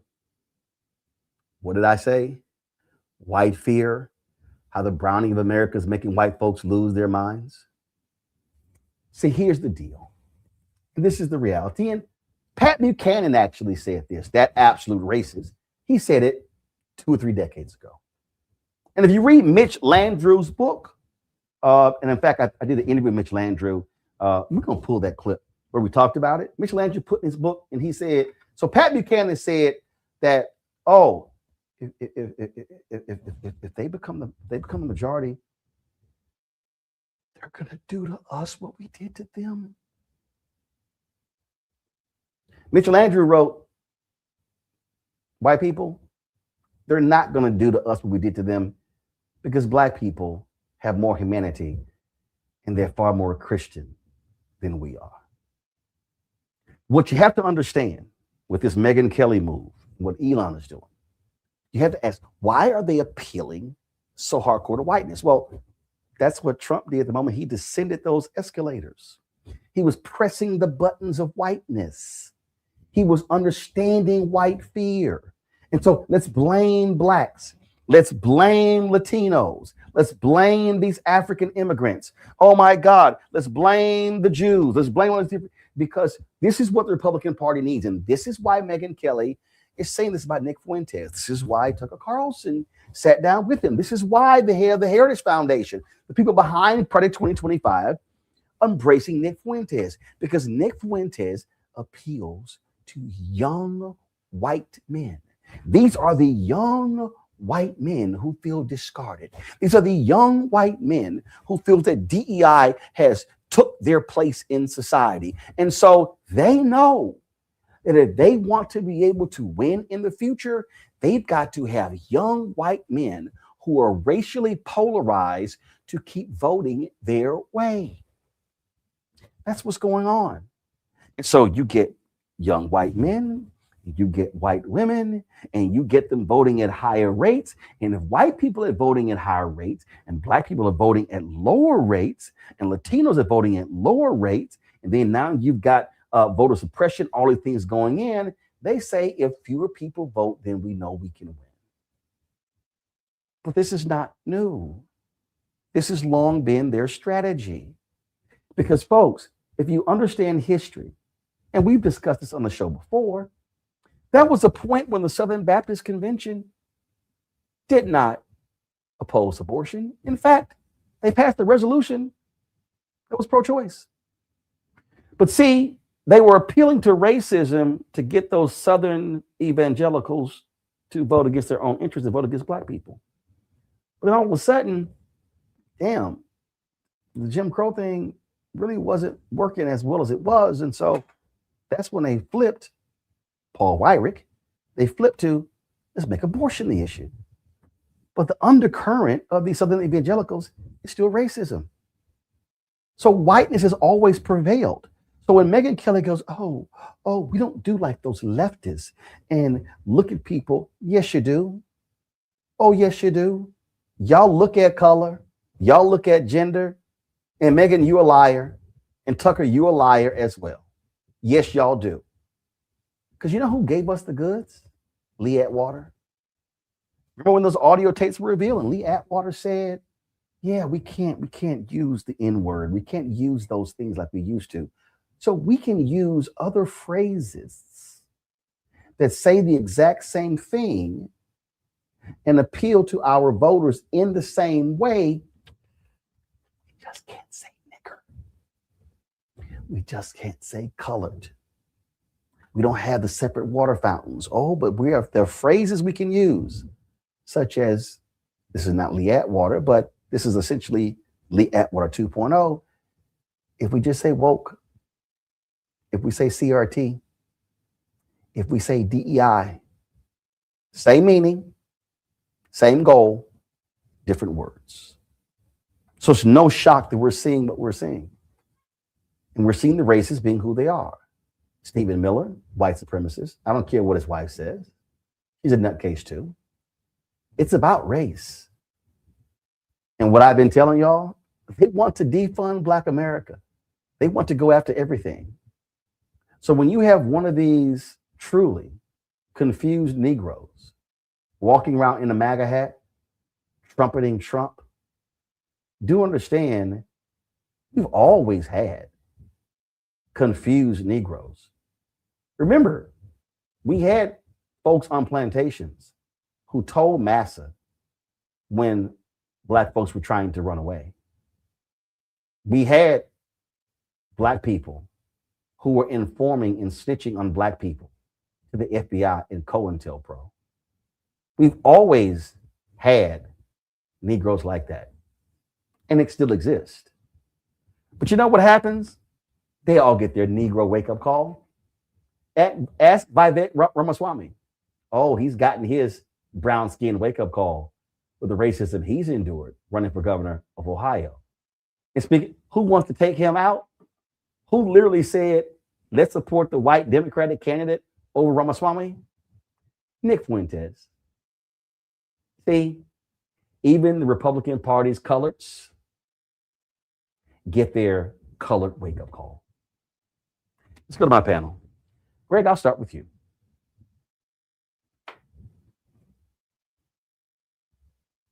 Well, listening to you, I mean, you've laid it out. You've laid it out. And even as we get news from Ohio that little naughty white nationalist Mike DeWine has endorsed Ramaswamy, we understand that the floating signifier in all this, as you have said, is race. You know, it's interesting. I was trying to remember. Of course, we remember 2022, the 3-part series in the New York Times on the American white nationalist Tucker Carlson. At least one of the headlines, if memory serves me correctly, pursuant to what you just laid out, including the title of your book, is that Carlson was tapping into white fear. And this is where it becomes very important for us to reframe the narrative, as I was saying a minute ago. White nationalism is the mother's milk of white politics in this country, regardless of the political commitments other than white nationalism.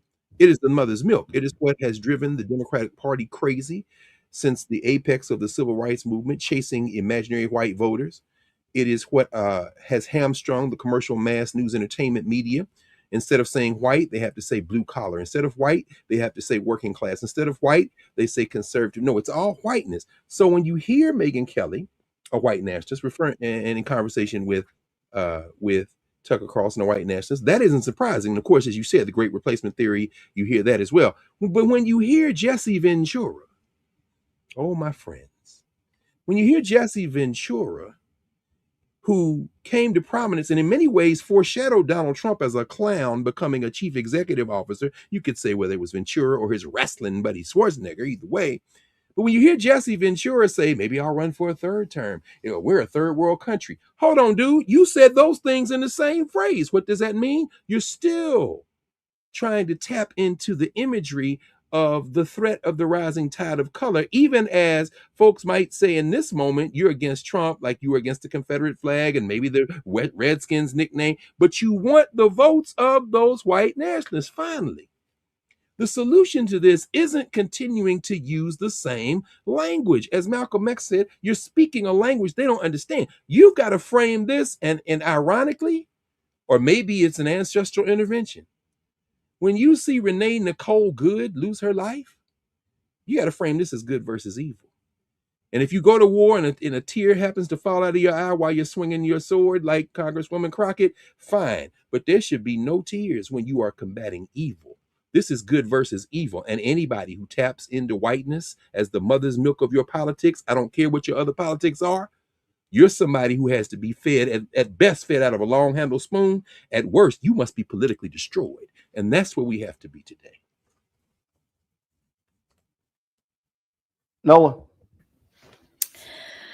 I want to talk to the Christians tonight. And but let me start here, Greg, about Crockett's tears.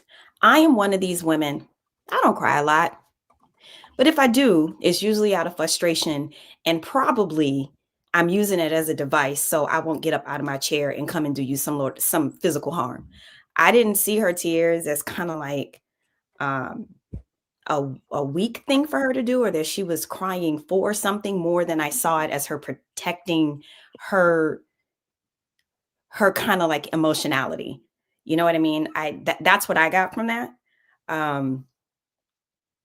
So thinking about her level of emotionality, I get upset when these folks invoke Christianity, because any version of Christianity that I know, and when I say I know from Greek to New English to the modern Bible, I'm not talking about, picking up your little pocket Bible and you read a few Proverbs. That's not what I'm talking about here. When I hear these people invoke Christianity, when I hear them wrap their racism light, their casual racism in the cloak of Jesus, that bothers me. When they themselves do not even want to confront the fact that we are talking about a brown man from the Middle East, because they have completely erased the reality of his actual lived life, that was dedicated to the poor. Let's not forget that. That is what Reverend Barber always reminds us of. So every single time when I hear one of these racists wrap this in a Christian cloth, I get angry. I get offended, and every single Christian should. Mm-hmm. Kristi.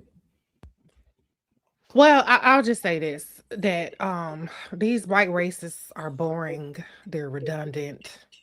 It's very, very played out. I'm actually sick of them. I don't know how it's entertaining. They got the same script over and over again. These racists are going to be evil. They're going to rape, plunder, and pillage regardless. So if they want to sit up there and try to act like they're doing it because they're scared, that's bullshit. But if they are in fact scared, as they are empowered, as they are again pillaging and plundering the world, then good. Because you should not be allowed to sleep well. You should not be allowed to have an easy spirit doing the kind of demonic evil that they're doing. Regardless of your power structure, you should not be able to go about your day without looking over your shoulder as some of these fuckers are living in military housing. Good. That means that they are not comfortable. And that's the one small consolation in it. Now, they don't get a cookie for not being comfortable. They shouldn't be comfortable. But I'm actually happy to hear that even amongst all of the carnage that they cause, that it still ain't sitting right with them. Because I tell you what, if I had money like Elon, I would be fucking chilling. You wouldn't have a little bit of distress in my voice ever at any point. I wouldn't be retweeting no bullshit. I would be out somewhere meditating, popping bottles on a yacht somewhere, minding my fucking business, feeding the homeless. So the amount of distress that these people feel on a day-to-day basis is the only consolation that we have for the fact that they are depraved demons, barbarians that we are forced to coexist with on this world. And unfortunately, there aren't many indications that people are willing to stop them. Like Donald Trump said. And actually, that might be the truth for now. We'll see how long. The only thing stopping him is what's in his mind. And that seems to be the only thing stopping any of these people until the white people that their white lives don't matter because they don't have the income, they don't have the class, they don't have the whatever the fuck. Until those white people decide to side with humanity in the way that Renee Good did, in the way that Heather Heyer did, in the way that many others have done that have been victims of white supremacy, even though they're white. And white nationalism, even though they're white, until enough of those people rise up and survive, they're rising up against this white nationalism, then all we can do is take solace in the fact that they're very uncomfortable with what they're doing and that they don't think that they should be getting away with it. And they're shocked every single day that something hasn't happened to them that proves them right. Folks, before I go to the break, I love it when you have a district attorney who doesn't give a damn. Larry Krasner held a news conference. You know, Fox News is trumpeting this, where he makes perfectly clear to the ICE agents, if you bring your ass to Philadelphia and you show your ass and act a fool, you are going to get convicted. I want to play this before we go to the break. If any law enforcement agent, any ICE agent is going to come to Philly to commit crimes, then you can get the F out of here. Because if you do that here, I will charge you with those crimes. You will be arrested. You will stand trial. You will be convicted, whether it's in state or federal court. It's my office prosecuting it. That's how the law works. And you will do your time because Donald Trump cannot pardon you for a state court conviction. Do you hear me, ICE agents? Do you hear me, National Guard? Do you hear me, military? You're going to jail if you commit crimes in the city of Philadelphia. You will be accountable. The law applies to all of you. And I know that there are honest, decent, moral law enforcement officers out there by the bushel, including in ICE. This is not for you. This is for any one of your colleagues who thinks they are above the law. The shorter version of that is FAFO. That's my adopted hometown right there, baby. But let's be clear. It's a lot of rogue ass cops who are on the city forces too, who are with these cats. So Krasner is walking on razor's edge, particularly in a city like Philadelphia, where the ghost of the funky double racist Frank Rizzo still wafts through the air of South Philadelphia. And but Roland and Reese and Nola, that's what you have to say. Period. That white boy right there that killed Renee Nicole Good, that white boy Jonathan Ross, his ass should have been wrestled to the ground and handcuffed by the Minneapolis police. And until that happens, that's where we are. Well, yeah, I mean, we have a constitutional crisis already, so set it up. Let's go. You have they are coming to democratically led cities, pulling the puck cards of these democratic led cities, states. Use your jurisdiction. Colorado, remember how they removed Donald Trump from the ballot and took a Supreme Court to put his ass back on? That's right. Let's have this battle now. We're the fucking midterms. That's 8, not 10 more months of them wreaking havoc. And then you got till January till you get a whole new motherfucker sworn in. We cannot depend on Republicans to grow fucking conscience or a spine. So set it up. If you lose, who gives a damn? Y'all willing to do fucking philosophical and rhetorical and fights just for the sake of saying that we're fighting? Now is the time. Prosecute these motherfuckers, arrest them, and then let the court sort it out. That's what you do. Just like they have no problem. They're prosecuting LaMonica McIver. They prosecuted that judge who ended up having resigned. She got convicted because of immigration. Let's have this battle now. Step up and let's duke it out with what you can do. And then force the Supreme Court or force whatever court to say, yes, that this administration can continue to act lawlessly. So far, they haven't been saying that, even though they gave Trump immunity. They haven't been saying that about other things. So now is the time. I don't know if now is not the time. I don't know when the time is going to be, but we need to start having this battle now. And Congressman Seth Moulton went on Will Cain's show on Fox News. He talked about energy. This is the kind of energy you got to bring when you are in a battle. Homan, talking about Tom Homan, you accused him of lying. You said in your words that what happened was not self-defense. This was murder. Speaking of the ICE incident in Minneapolis, the words are on the screen for anybody that wants to see that. Series of questions. Have you interviewed the officer, the ICE agent involved in the shooting? No, but I've watched the video. Why are you so afraid? No, I know you've watched the video. Viewers? No, I know you've watched the video. Have you seen law enforcement reports? Show. Have you? Why don't you just show it and let people use it or not? See, Will, show the video. Show the video. See, you got to bring. You got, as we say, you got to bring the funk.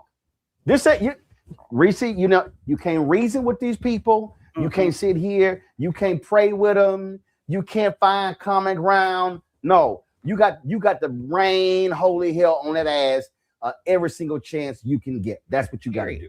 As simple as that. I got to go to a quick break. Reese, I know you got to go. I appreciate you being on today's show. Y'all listen to Reese every Saturday on Sirius XM Radio. We come back, our Shop Blackstar Network Marketplace segment. And then, of course, we got a headlines with Brittany Noble. You're watching Roland Martin Unfiltered on the Black Star Network.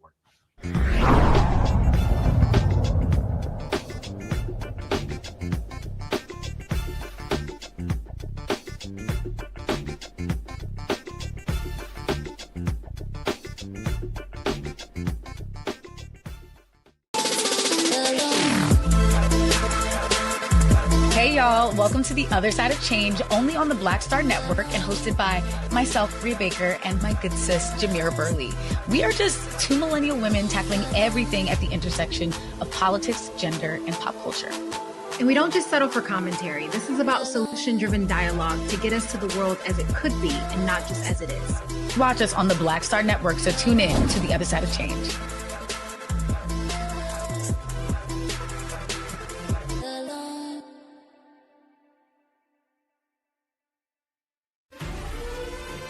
Violent white supremacy is, quote, the most persistent and lethal threat in the homeland. The greatest terrorist threat to the homeland is the homegrown violence stream, including hate crime committed on behalf of some kind of white supremacist ideology. They are coming after everything in Black America. MAGA and Donald Trump are specifically targeting Black America. They are going after the money. Attack Black Lives Matter. Attack critical race theory, attack woke, DEI. MAGA wants to defund Black America. This is a perfect example of their desire to completely degrade and de-emphasize Black people.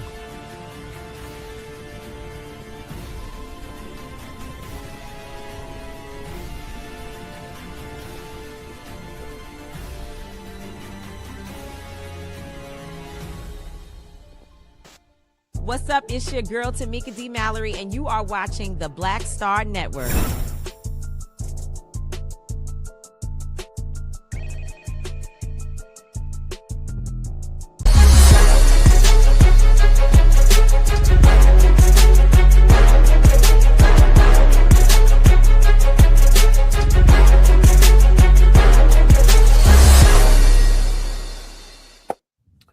Folks, there have been a lot of lawsuits saying that a lot of hair care products are unsafe, especially for women. Well, one mother was looking for the right products for her and her children, so she created Loxanity. Charmaine Jones created this company, a natural hair care and personal brand, offering more than 60 plant-based formulations designed to nourish and support both locks and loose natural hair. Charmaine joins us now from Coral Springs, Florida. Charmaine, glad to have you here. And so, all right, like 60 different ones. So how did you put all of this together? I mean, did you have a chemistry background? Were you Googling stuff and going on YouTube? How did you start and create Loxanity?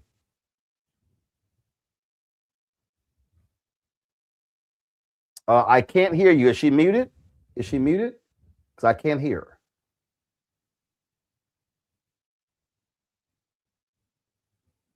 Keenan, let me know. Yeah, I think you're muted. Can you hear me now? Yeah, now we got you. Go ahead.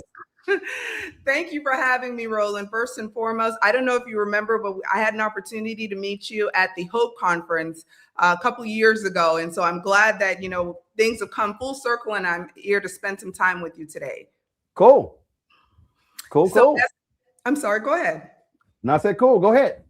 All right. So as far as how I came up with the Loxanity, it was really, really quite an adventure that I went on. I actually came from corporate America. I spent about 25 years working in a variety of different industries in corporate America, everything from manufacturing to software. And so the question that you asked, how does someone end up, making lock hair care products?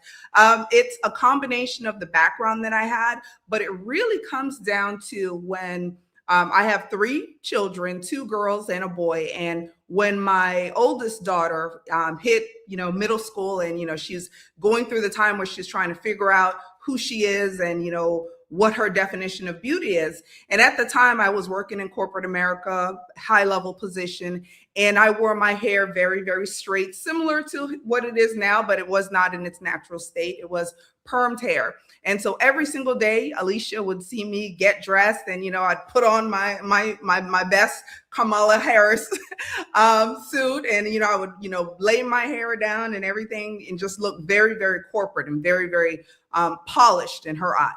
And so she started to aspire to that beauty standard. And I remember one day, middle school, she came home one day and she said, I want my hair to be straight like yours. And when I say, Roland, that just absolutely broke my heart, because here I am trying to teach this beautiful, beautiful girl about how beautiful she is, about how beautiful her kinks and her curls and, her afro and her afro puffs and her loose natural, how all of this is beautiful. And she was seeing me every single day, getting dressed, straightening my hair, putting on my suit. She was seeing that as the beauty standard. And so it was at that point I decided, you know what, I'm going to start living in the truth that I'm preaching. And I converted over to my loose natural and eventually into locks. Now, when I got locks, that's when it really started to become fun, because at the time, this was back in 2017, I could not find good, natural, plant-based products. And so I did what most Black women will do when you're trying to find something, you problem solve. And so I started making my own products in my kitchen at nights and weekends. And, fast forward, I got a few products that were working really, really well. And, I'm talking to my husband about the challenges and, how come no one has ever, come up with this? And how come there's none of these products available? And, we decided, you know what? Well, maybe the world's waiting on you. Maybe you're the reason, you're the one that everything has been waiting for. And so I started working with an organic chemist to formalize my ingredients, my formulas, and just come up with some amazing products. And every single one of these products that you do see they came out of a need. They came out of a need that I had. They came out of a need that friends had, that family members had, and everything has just all been a labor of love, something that I created for myself, for my family, for my loved ones. Wow, that's cool there. And you started when? 2017 is when we started. 2017. So now you're in your 9th year. And how has it grown?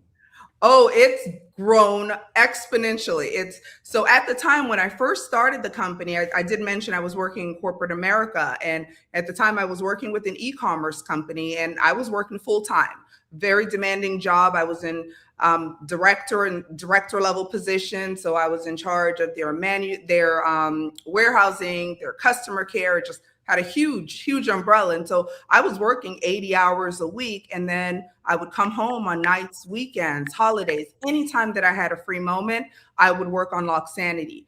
Fast forward a couple years, the company started to hit a little bit of a rough patch. And being that I was one of those folks that was well paid, they said, you know what, Charmaine, we're going to part ways with you. And that's when things really took off, because I was able to take my 25 years of experience in manufacturing and software and IT, and I was then able to pour all of it into this little baby that I had created, Loxanity. Wow, that's cool there. Let's questions from my panel. Nola, what you got? Hey, so thank you. Where are the products? Okay, I'm assuming that they're in, you can buy them online, but yes, no, stores, you can buy the products are available at shopblackstarnetwork.com, Nola. This is the shop. I'm gonna be nice. It's a new year. Nola, this I wasn't done with my question. Nola, this is the shopblackstarnetwork.com segment. Thank you. So the products are available at shopblackstarnetwork.com. Thank you, Roland. Thank you. In addition, are your products available in a brick and mortar store somewhere? In addition to being able to get them here, you are able to, of course, get them in some of the more traditional e-commerce options, of course, also our website. And we do have quite a few beauty supply store, also locticians that do carry our products in brick and mortar stores across the country. About 2 years ago, we had been accepted to be inside of Walmart, and then the current administration happened and they got rid of DEI and we were chopped. We were left on red, no responses, no emails, nothing else. And you know what? I think it's for the best, because now we've been able to really look at a lot of different options. And one of our favorite folks to work with are the mom and pops, the Black-owned mom and pops, because we try to give them the same margins that they would have gotten had we sold to Walmart. And so they're able to really push our stuff, make an amazing profit on all of our products, and we're getting good quality products into the hands of our people. And so it's a complete win-win for us. And so for the folks watching, Nola as well, that when you buy Loxanity from shopblackstarnetwork.com, you're supporting them, but you're also supporting the show as well. Greg. Thank you, Roland, and Nola as well. And Sister James, it's always a delight in this segment to see Black-owned businesses that are serving our people, not only providing products we want, but products we need. And this, again, Loxanity is another one in that string, in that chain. Along the lines of what Nola has just asked and what you just said, in fact, because of your background and your experience dealing with systems and understanding systems, how important is it to have that critical mass of Black institutions and Black networks? I'll tell you why I asked you that question. The other day I was in the mall. I went over there to pick up some shoes, and I walked past the beauty supply store, and I said, I haven't had the occasion of going to a beauty supply store. I don't even remember the last time. It's probably been decades. But I went in there just to look, and I'm like, wow. Now, clearly, we don't own the supply network, the chain.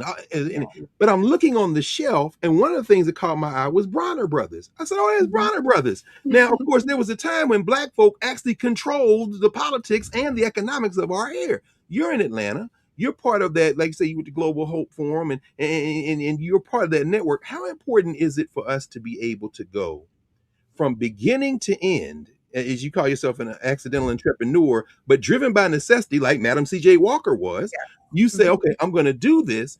But then when I looked on your website, I'm looking around, I see this supply chain blooming, and you're literally connecting with Black folk. And it just makes me happy, because this maybe is why I say one other thing about this. And please, just, anywhere you want to talk about this, please do. You know, a lot of my students at Howard now, I see them even in the conservative school of business with locks. Former students used to go to Hampton and say, you got to cut your locks. Now they can wear the baby locks. And I'm saying, with this blossoming, is this an opportunity to recapture a market that we didn't concede, but in many ways was kind of taken with us? Any thoughts about any of that?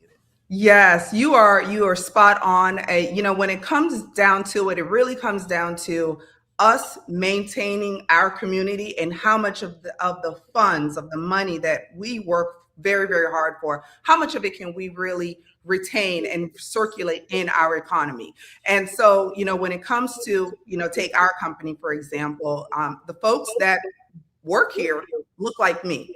So that means I'm able to provide good paying jobs in the South Florida market, which for anyone that knows South Florida, you know that it is pricey.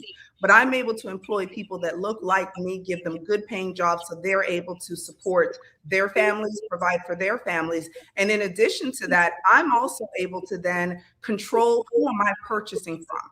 So for my raw ingredients, first and foremost, I'm looking for Black-owned, minority-owned companies whenever I can find them. I'm purchasing from them because I'm now taking my money and I'm putting it into their pots. And then they're of course, going to circulate it more in our community. So it all really comes down to how can we keep as much of our money, which everyone knows money is power.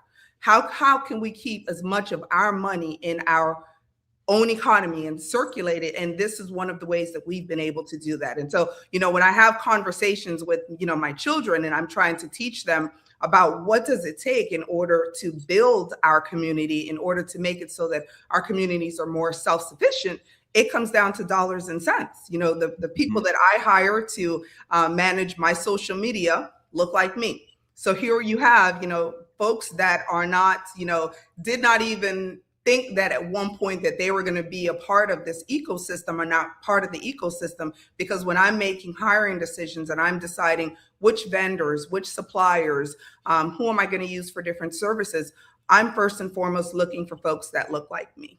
Beautiful. Thank you.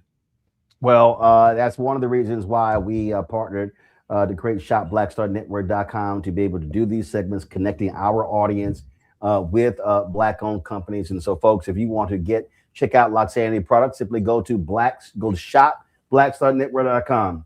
Let me say that again, Nola, just in case you missed that. And so if you want to get these products, you go to shop.blackstarnetwork.com. And if you go to the website, you will see Loxanity, the products right there.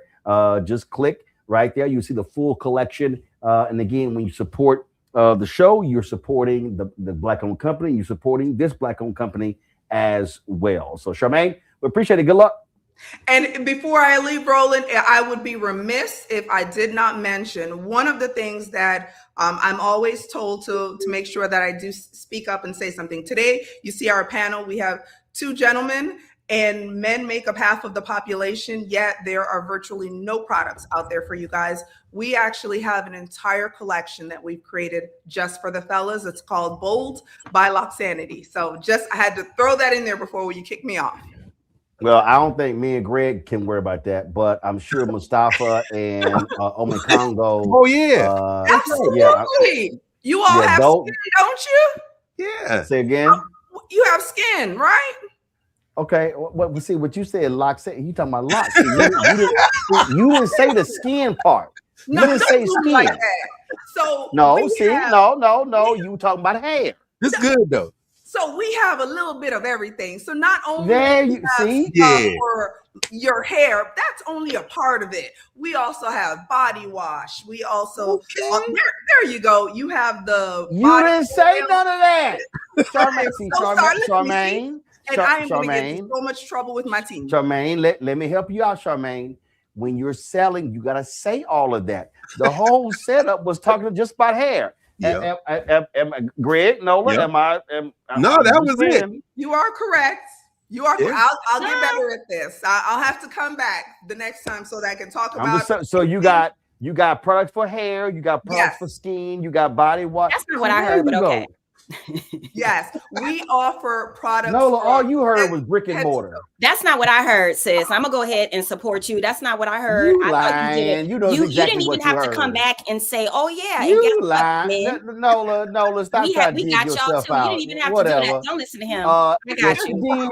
Yes, you did, because I'm looking at the chat right now, Nola. Like you, I see everything, and yes, brothers were sitting here saying, "All right, what about me?" Now that you said skin products, now folk like. Cool. See, now I got you come back and you say, brothers, we ain't forget about you, and look what they do. Girl, I'm sorry. I got you though. My lactician got you too. No, but even when she said, brothers, we ain't forget about you, she ain't talking, but she was only hair. I'm just saying. We have you all covered. We have you all covered from head to toe. Even I see you have a beautiful you still got beard. hair. We even have a beard collection. Oh, yeah. And this is only normally I do not. First of all, I hate wearing my beard.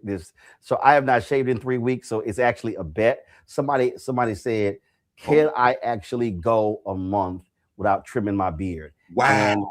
And trust me, it's driving me crazy. I normally prefer. It's driving me crazy. I prefer, like, I'm trying to win the bet, but I prefer to have it trimmed all the way down. I have never gone this long without trimming my beard. Never. We're gonna have to send you some of the beard cure kit. That way you could fall in love with it, and it looks very distinguished. It does. So I get you, but I'm trying to win the bet to see how long. Trust how much me, longer do you? At least 10 times a day. I'm like, I can grab one of these 3 clippers and just bring that sucker down. So I'm struggling not to do it when I wake up every morning. All right, Charmaine, we appreciate it. Thanks a bunch, folks. Lock Sandy. Go to shopblackstarnetwork.com to check the products out. We appreciate it. Good luck. Thanks a lot. Thank you for having me. I text John Hope Bryant with Operation Hope and told him you were on. So he said he was watching the segment as well. Oh, I would appreciate it. Thanks a lot. All right, Brittany Noble, you ready with Black Star Network headlines?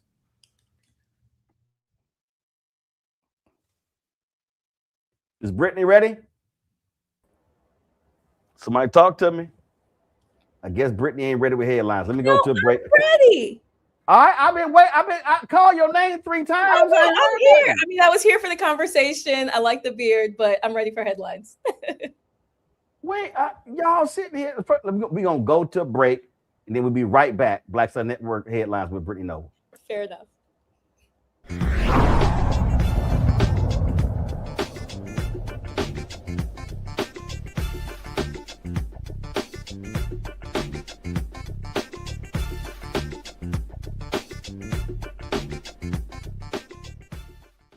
If in this country right now, you have people get up in the morning and the only thing they can think about is how many people they can hurt, and they got the power, that's the time for mourning. For better or worse, what makes America special, it's that legal system that's supposed to protect minorities from the tyranny of the majority. We are at a point of a moral emergency. We must raise a voice of outrage. We must raise a voice of compassion. And we must raise a voice of unity. We are not in a crisis of party versus party. We are in a crisis of civilization, a human rights crisis, and a crisis of democracy itself. And guess what? You've been chosen to make sure that those that would destroy, those that would hate, don't have the final say, and they don't ultimately win. Hey y'all, welcome to The Other Side of Change, only on the Black Star Network and hosted by myself, Rhea Baker, and my good sis, Jamira Burley. We are just 2 millennial women tackling everything at the intersection of politics, gender, and pop culture. And we don't just settle for commentary. This is about solution-driven dialogue to get us to the world as it could be and not just as it is. Watch us on the Black Star Network, so tune in to The Other Side of Change.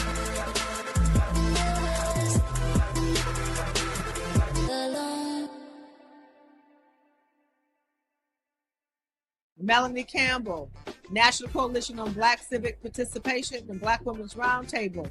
and we are watching Roland Martin Unfiltered all day, every day, 24/7. Spread the word.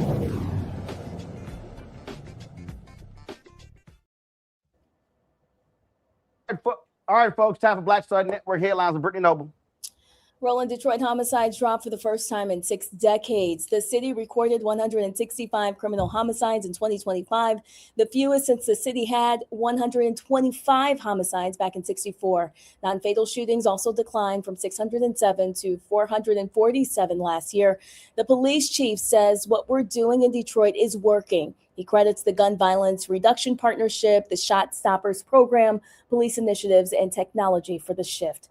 Also in Detroit, a man wrongfully convicted and awarded $1 million has been ordered to return the money. Desmond Ricks spent 25 years in prison for the 1993 murder of Gary Bennett. Ricks was later exonerated and offered more than $1 million under Michigan's Wrongful Imprisonment Compensation Act, which was passed in 2017. He received about $50,000 per year of his prison time. Now he must repay Michigan the money following a separate civil settlement tied to his wrongful conviction. That settlement is coming from the city of Detroit, which agreed to pay Rick $7.5 million to resolve a lawsuit alleging police misconduct. But the state says that he should not be getting money from both the city and the state, clarifying that it's the city's responsibility. Although Ricks has received some funding, exonerees still receive relatively few payouts. The Department of Justice is suing Arizona and Connecticut. It comes as officials in both states are defending their decision to refuse the DOJ's request to release voter information. Arizona Secretary Adrian Fontes says releasing the voter records would violate state and federal law. The DOJ is currently suing 23 other states to obtain data. State officials are pushing back, saying that releasing voter information violates federal privacy law, which protects individual data from public disclosure or government use. Also, Donald Trump is asking for more than $6.2 million in attorney fees and costs from the Fulton County District's Attorney's Office. It stems from the recently dismissed election interference case brought against him and others. Last year, Georgia lawmakers passed a law that says if a prosecutor is disqualified from a case and it's dismissed, anyone in that case that's charged is entitled to request attorney fees and costs incurred. Fulton County District Attorney Fannie Willis was removed from the case over a romantic relationship that she had with Special Prosecutor Nathan Wade. If the judge overseeing the case grants the request, fees and costs are paid from the prosecutor's office budget. Senate Democrats seek to ban taxpayer-funded payouts to Capitol rioters. Lawmakers are introducing a new legislation called No Settlements for 5 January 6 Law Enforcement Assaulters Act. It will prevent taxpayer money from being awarded to convicted and now pardoned rioters. The bills would outlaw the establishment of any compensation fund to pay rioters. The other piece would stop the use of federal tax money to pay for civil legal settlements against January 6 defendants who were convicted of assaulting police. The DOJ has already approved a nearly $5 million settlement to the family of Ashley Babbitt. She was shot and killed by a Capitol police officer while she breached a smashed window in the House Speaker's lobby. Well, the Corporation for Public Broadcasting, which funds NPR, PBS, and many other local radio and TV stations, is officially shutting down. It comes months after Congress passed spending cuts that stripped the company of more than $1 billion in funding.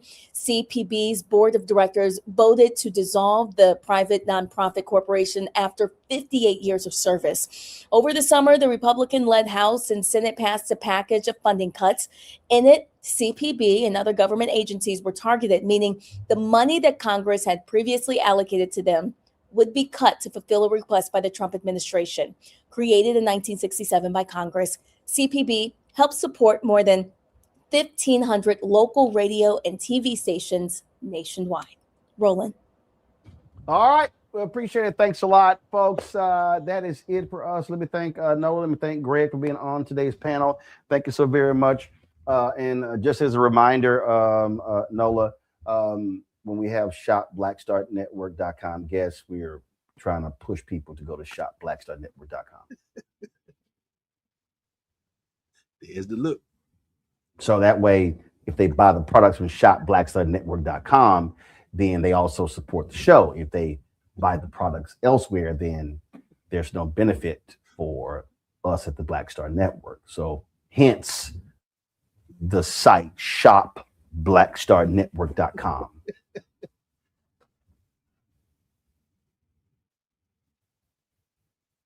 That's why your mic is muted. See, you're talking all that shit. It was muted right there. Actually, you're talking all that. You're talking all that shit, and your damn mic was muted. I'm glad it was, because I'm gonna go ahead with the rest of my day in peace. You were trying to be petty and be shady. I'm being petty. You and stopped the whole show to readdress all we saw was this here. Good night. Good night, all we saw was red lipstick smacking. That's all we saw. All right. Somebody said, ask Nola about her gumbo. No, because she can't cook. Oh. All right. That's it. Oh. We got to go. Listen. Y'all don't understand how triggering that is for my dead mama. Like, for real. Oh. Like, I'm not playing. Oh. That's triggering as hell. Where you go? When you gonna bring some to the studio? When I can get in the kitchen and cook gumbo again, Roland. State of the Union. Because that's me and my mama's thing. This isn't just about. You never cooked by yourself? Yes, Roland. All the time. State of the Union is this month, right? So we got State of the Union. Y'all not about to bully me into a sacred thing for me and my mama. What I'm saying, bring somebody to share. I will when I feel like it, not until then. Period. Right. Okay, all right. I try to make sure. But I did make her plorines and they were bomb. Oh, what? Pecan plorine. Pralines? You heard what I said, and you heard how I said it, because that's how you say it. I thought that's what she meant, but I don't. I'm sorry. Did you say pralines? I said pecan plorine. Pecan plorine. I said pecan plorine. Plorine. Can you spell plorine? Praline. Now you want me to spell it the New Orleans way? Because I can spell it the New Orleans way for you. I'm sorry. Did you say it's spelled PRA, but you put the L in front of the R? This man over here making fun of all of us, so I need y'all to be. No, I'm not. I've never heard. To tell him. To tell him that I've never heard plorine. Thank you very much. I'm about to go and eat my plorine. I've heard of chlorine. I never heard of plorine. Oh, okay. Well, listen, I know a lot of people from New Orleans. I know a lot of people. One is sitting here, right here. I ain't never heard of plorine. Okay. No. Well, I want some. I ain't never heard. Well, you just heard it. Okay, all right.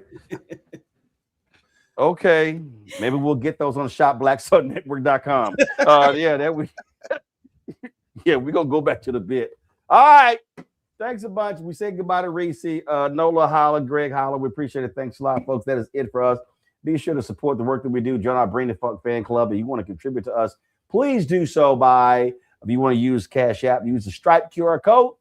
You see it right there. Click the Cash App pay button to contribute. You can also use this for credit cards as well. PayPal, R Martin Unfiltered, Venmo, RM Unfiltered, Zelle, Roland at RolandSMartin.com, Roland at RolandMartinUnfiltered.com. Check some money order, make it payable to Roland Martin Unfiltered. Guys, we're using the wrong graphic because we don't have it make payable to on this graphic. So that's the wrong graphic we're using. So let's fix it tomorrow. Make payable to Roland Martin Unfiltered, P.O. Box 57196, Washington, D.C. 20037 7-0196. Download the Black Star Network app, Apple phone, Android phone, Apple TV, Android TV, Amazon Fire TV, Roku as Samsung Smart TV. Also, folks, if you want to get our Black Star Network, Roland Martin Unfiltered swag, go to shopblackstarnetwork.com, Nola. Shopblackstarnetwork.com to get our hats, hoodies, and all that good stuff. Also, the Black-owned companies that we support, go to shopblackstarnetwork.com. You can see them there as well. As I said, fan base, about $120,000 left to hit their goal of 17 million in the raise. If you want to, first of all, download the app. So got some great features. But if you want to invest, go to startengine.com/fanbase, startengine.com/fanbase. All right, y'all, that's it. I'll see y'all tomorrow right here, Roland Martin Unfiltered on the Black Star Network. Oh!